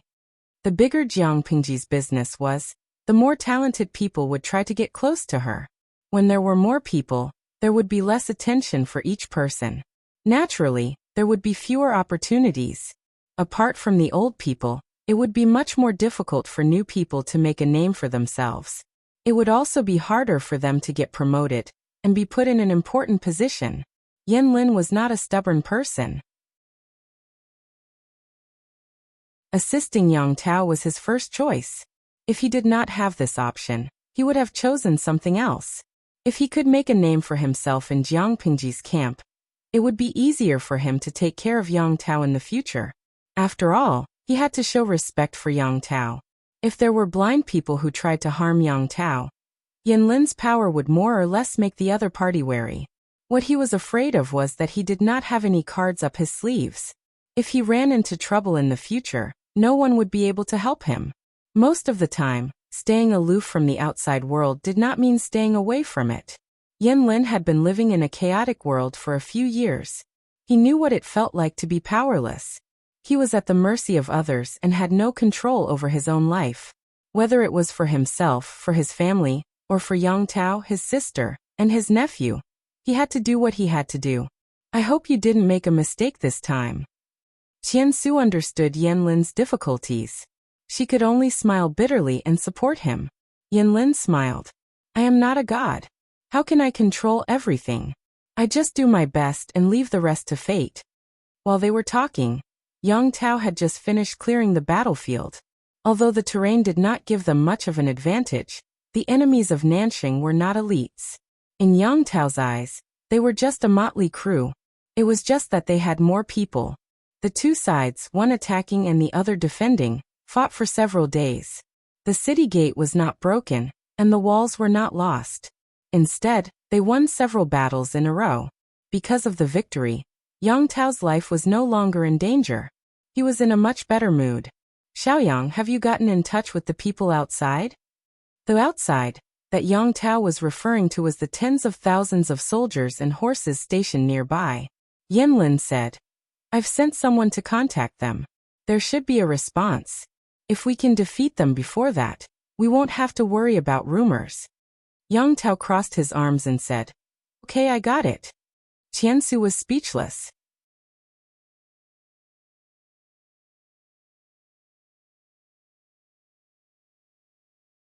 Chapter 1592. Who was the angriest about Yanlin's scheme? Of course it wasn't Jiang Pingji. It was Yang Si, who had been stepped on and used by Yanlin. Why are you so angry? Look at you. The waxes that the servants spent so much effort on are all gone now. Feng Zhen smiled as he fanned himself with his golden fan. Recently, he had been in high spirits because of the happy occasion. Everyone he saw was pleasing to the eye. Even Yang Si. He was just used by someone. You've tortured Yanlin enough. Can't you let him retaliate once in a while? You're so petty. Yang Si stopped pacing and glared at him. It's not that simple. Does Yanlin think I'm a 3-year-old? Even though it was an impromptu plan, Yanlin's plan was flawless. Yang Si couldn't ignore the bigger picture even if he had doubts. A few days later, the situation became clear. Yang Si's suspicions were confirmed. He had indeed been set up. Who was the one who set him up? He didn't even have to think to know the person's name. Yanlin had set up this trap. Yang Tao and Yanlin were the ones who benefited in the end. But Yang Si was the one who suffered. Why did he say that? It was because Yang Si had sent messengers to deliver the news that Yang Tao was suspected of mutiny. As the Lord, Jiang Pingji made the wrong judgment and misunderstood Yang Tao. Even though she sent messengers to correct the news 2 days later, the Lord already knew what she needed to know. Normally, she would only think that Yang Si was incompetent. She wouldn't be angry at Yanlin's ingenious plan. Yang Si had no choice but to swallow the loss. Even though it wasn't Yanlin's main purpose, he had indeed been caught in the crossfire. If he had been a petty person, he would have hated Yanlin for the rest of his life. You don't have to be so angry. Let's wait and see how the Lord reacts. Feng Zhen was happy to watch the drama unfold. Yang Si had been the one watching Yanlin set him up. Now that the tables had turned, it was finally Feng Zhen's turn to watch Yang Si get set up. He was delighted. You've followed her for 10 years. You know what kind of person she is. She might have seen through Yanlin's plan. Don't worry. It would have been better if Feng Zhen hadn't said anything. Now that he said it, Yang Si felt even more annoyed. He was a member of the Lord's brain trust. He had been tricked by Yanlin, but the Lord had seen through his plan. What did this mean? This meant that his advantage as a strategist was not as good as his Lord's. Then, what use did his Lord have for him? Yang Si said angrily, I don't hate Yin Xiaoyang anymore. No matter how I think about it, Feng Zisher's mouth is still the most detestable. Feng Zhen closed his gold-sprinkled fan, spread his arms, and shrugged his shoulders. He looked like he was saying, "What can you do to me?" Yangtze. No, his stomach hurts. When he thought about how he still had to work with Feng Zhen and Yanlin for decades to come, he felt like he had nothing left to live for. Yang Xixing was not the only one who felt hopeless. The Nanqing soldiers who led the attack were also so depressed that they wanted to vomit blood. They secretly cursed Yanlin more than once. They had agreed to work together from the inside and outside, but in the end, the enemy came. The city gate was filled with archers who were ready for battle, and they were stunned in a single move. They didn't know the inside story, but when they saw the situation, they knew it was a trap. Logically speaking, they should have retreated as soon as possible to ensure their safety, but they didn't. This was all thanks to Yanlin's ability to lie through his teeth. He said that Yang Tao's tens of thousands of old subordinates had long been transferred away by the petty Yangtze. Now there were only tens of thousands of old, weak, sick, and disabled people in the city. The terrain was easy to attack, but difficult to defend. The Nanqing soldiers were coaxed by Yanlin, and they tried to attack. The soldiers on the city wall were indeed veterans, but they worked well together. On the first day they barely managed to defend the city. On the second day, they managed to defend the city by a narrow margin. The Nanqing soldiers were furious when they saw this. Just as they were about to retreat, Yanlin sent another message. He said that he had received a secret report that a batch of provisions would arrive at midnight, and that the city was only a transit station. The Nanqing soldiers didn't believe him, but that night, they received news that many covered ships carrying provisions were entering the city by water. Tiansu didn't know that Yanlin was so good at lying. The Nanqing soldiers knew that it was a trap, but they still jumped into it. At first it was Yanlin who coaxed them, but later he was really angry. He was determined to take down the city. A few days before Jiang Pingji arrived with her troops, the self-directed drama finally came to an end. The people who suffered the most were not Yangtze or Yanlin, but the Nanqing soldiers who were kept in the dark. No matter how many people they brought over, they were all killed. Yangtze sent people to search for evidence, but he didn't expect Yanlin to be so cautious that he didn't leave any evidence. Even if there were letters, they were destroyed. Yangtze didn't have any witnesses or material evidence, so he couldn't accuse Yanlin of plotting this farce. "You're so calculative." Yangtze gritted his teeth and muttered. He was furious. If it wasn't for the fact that he couldn't beat Yanlin, he would have taught him a lesson. Was Yangtze someone who could be tricked by anyone?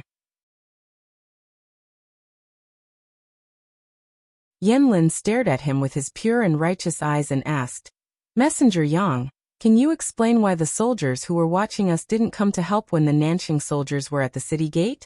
Did they not receive the news, or did someone instruct them to delay the time?" Yangtze sucked in a breath of cold air, and ground his molars rhythmically. Yanlin was a black-hearted man. He was the one who suppressed the news, detained the spies, and misled the army supervisor. How could he have the cheek to accuse Yangtze of holding a grudge and delaying the reinforcements? Not to mention Yangtze. Even if Wei Ci were to be accused of this, Wei Ci would not be able to bear it. Yanlin hadn't fully pledged himself to the Lord yet, and he was already making enemies? Yangtze sneered and said, "You and I both know the inside story. Don't pretend to be innocent and pitiful." Yanlin blinked innocently, as if he didn't understand Yangtze's hint. When the two of them met, the atmosphere was like firecrackers. Yang Tao was confused. When Yangtze walked over, Yang Tao asked his friend, "Xiaoyang, didn't you have a good chat with Yang Jingrong? Why are you?" When Yang Tao decided to surrender, Yangtze was the messenger to deal with the situation. He also brought Yanlin along. He had always thought that Yanlin and Yangtze were scholars who appreciated each other. He didn't expect that they would become enemies this time. Yanlin smiled and said, "It's just a small conflict. We can solve it by apologizing in person. Shengzi, don't worry." "How can I not worry? I heard that Yangtze is very..." Yang Tao swallowed the word back down his throat.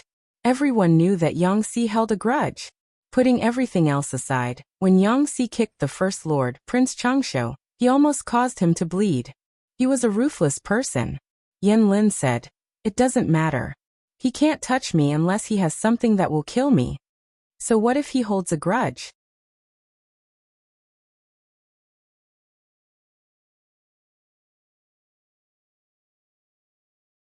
Chapter 1593. Fortunately, Yang Si was not a roundworm in Yan Lin's stomach. Otherwise, if he knew what Yan Lin was thinking, he would probably explode in anger. What did Yan Xiaoyang mean? What did he mean by, "I'm good at pacifying, but I don't believe I can't handle Yang Si"? Did he think he was a human or a dog? How could he use the word pacify? Because they didn't know, the two of them could get along peacefully, and didn't get into a lawsuit.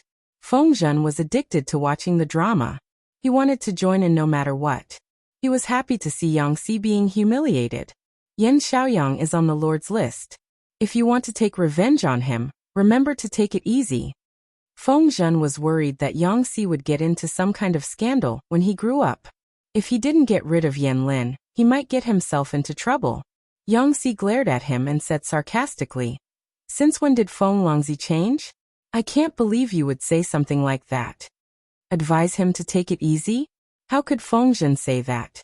How shameless could he be? How shameless? Even without Feng Zhen's warning, Yang Si knew his limits. His lord could not stand betrayal and infighting.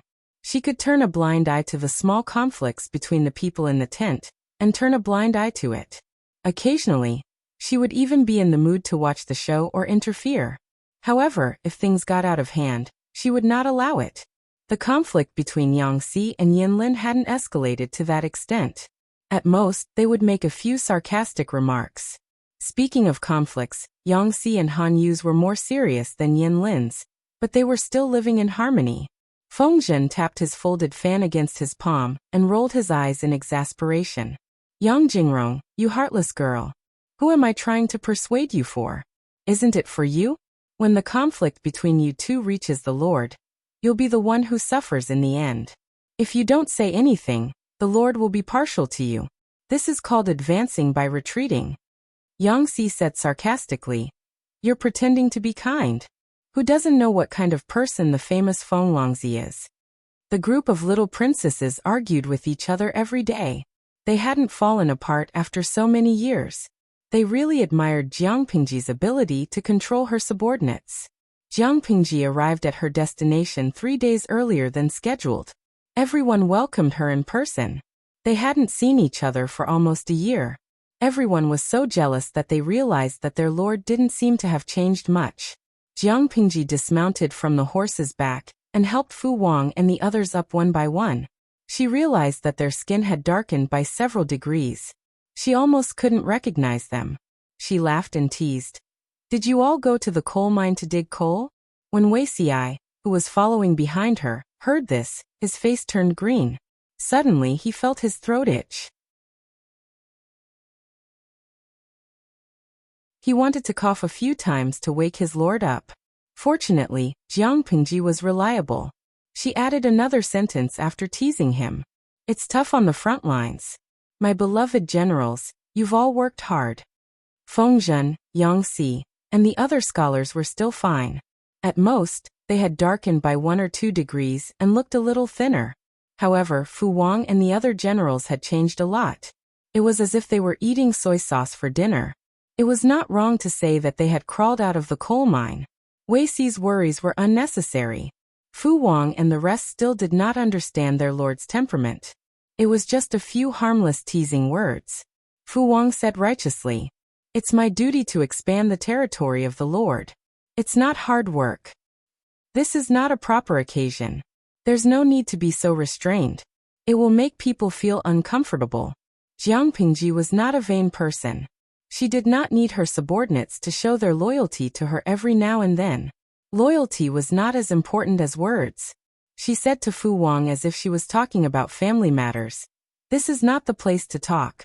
Let's settle the soldiers of the 3 armies first. It's not too late to talk about proper matters later." Jiang Pingji had brought 50,000 troops and horses from Zhanjiang Pass this time. The remaining troops were enough to deal with the changes in Zhongzhou. Jiang Pingji did not need to personally settle the soldiers. Feng Zhen and the others would handle it for her. Fu Wang led her to the main city's manor. As soon as they sat down, Jiang Pingji asked Yang Tao about the rebellion. Fu Wang stammered for a while and looked at Yang Si. Yang Si cursed Yan Lin for the 100th time in his heart. He stepped forward to confess to Jiang Pingji, and tried his best to defend himself against the accusation of failing to supervise. Jiang Pingji said, "There's no hurry to confess. Tell me what happened first." At first, we received news that there was a rebellion. Then, we said it was a misunderstanding. She was well aware of the situation, but she still had to ask. She did not want to break the rules and create a bad atmosphere. It was one thing for Jiang Pingji to be well aware of the situation, but it was another for her subordinates to hide it from her. Yang Si felt bitter in his mouth. He picked out the key points and hid Yanlin's scheme. Firstly, there was no witness or material evidence. It was not easy to accuse him. Secondly, Yang Si did not want to bring the conflict to Jiang Pingji. It would be too embarrassing. Personal grudges were personal grudges. He should not disregard public and private interests and take revenge indiscriminately. Jiang Pingji said calmly, "If that's the case, I'll fine you a month's salary. It's a small punishment but a great warning. Do you have any objections?" Yang Si's ears perked up. He knew that he was going to be the scapegoat. He did not expect his lord to feel sorry for him and let him off lightly. "I have no objections. I'm willing to accept the punishment." Yang Si's mood instantly brightened. He said seriously, "I will remember the lesson and will never do it again."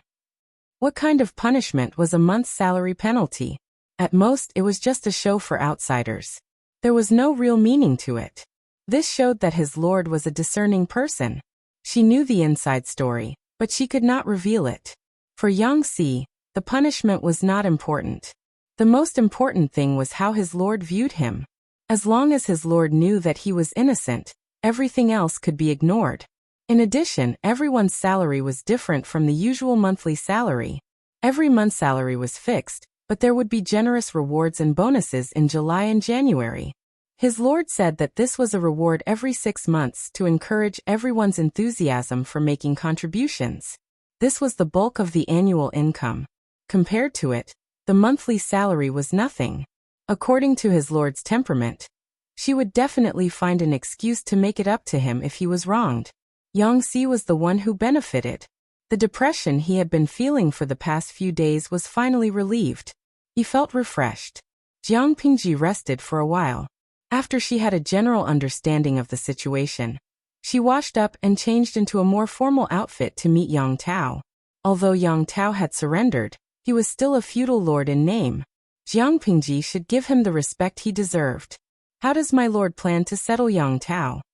Wei Xi saw that there was still some moisture around her, and her long hair was slightly damp. He took a dry cloth to dry her. "How do I settle him? I'll just go with the flow." Jiang Pingji said, "You know my current situation. There are too few capable commanders who can take charge of an area on their own. Yang Tao and Yanlin have a close relationship. If I don't use Yang Tao, Yanlin will not truly submit. It's better to take all of them." There were many capable old officials under Yang Tao. Jiang Pingji needed them. After dealing with Yang Tao, it would not be difficult to recruit these people. She could even tolerate Yang Tao, let alone Yang Tao's old subordinates. You're tuning in to the Li Mei's Wuxia Whispers YouTube channel. We're so grateful for your support, and don't forget to subscribe to join us on this incredible journey through captivating stories. Your generosity through donations truly makes a world of difference, as it's the primary source of revenue that allows me to expand and enhance this channel for you. Thank you from the bottom of my heart for being a part of this adventure.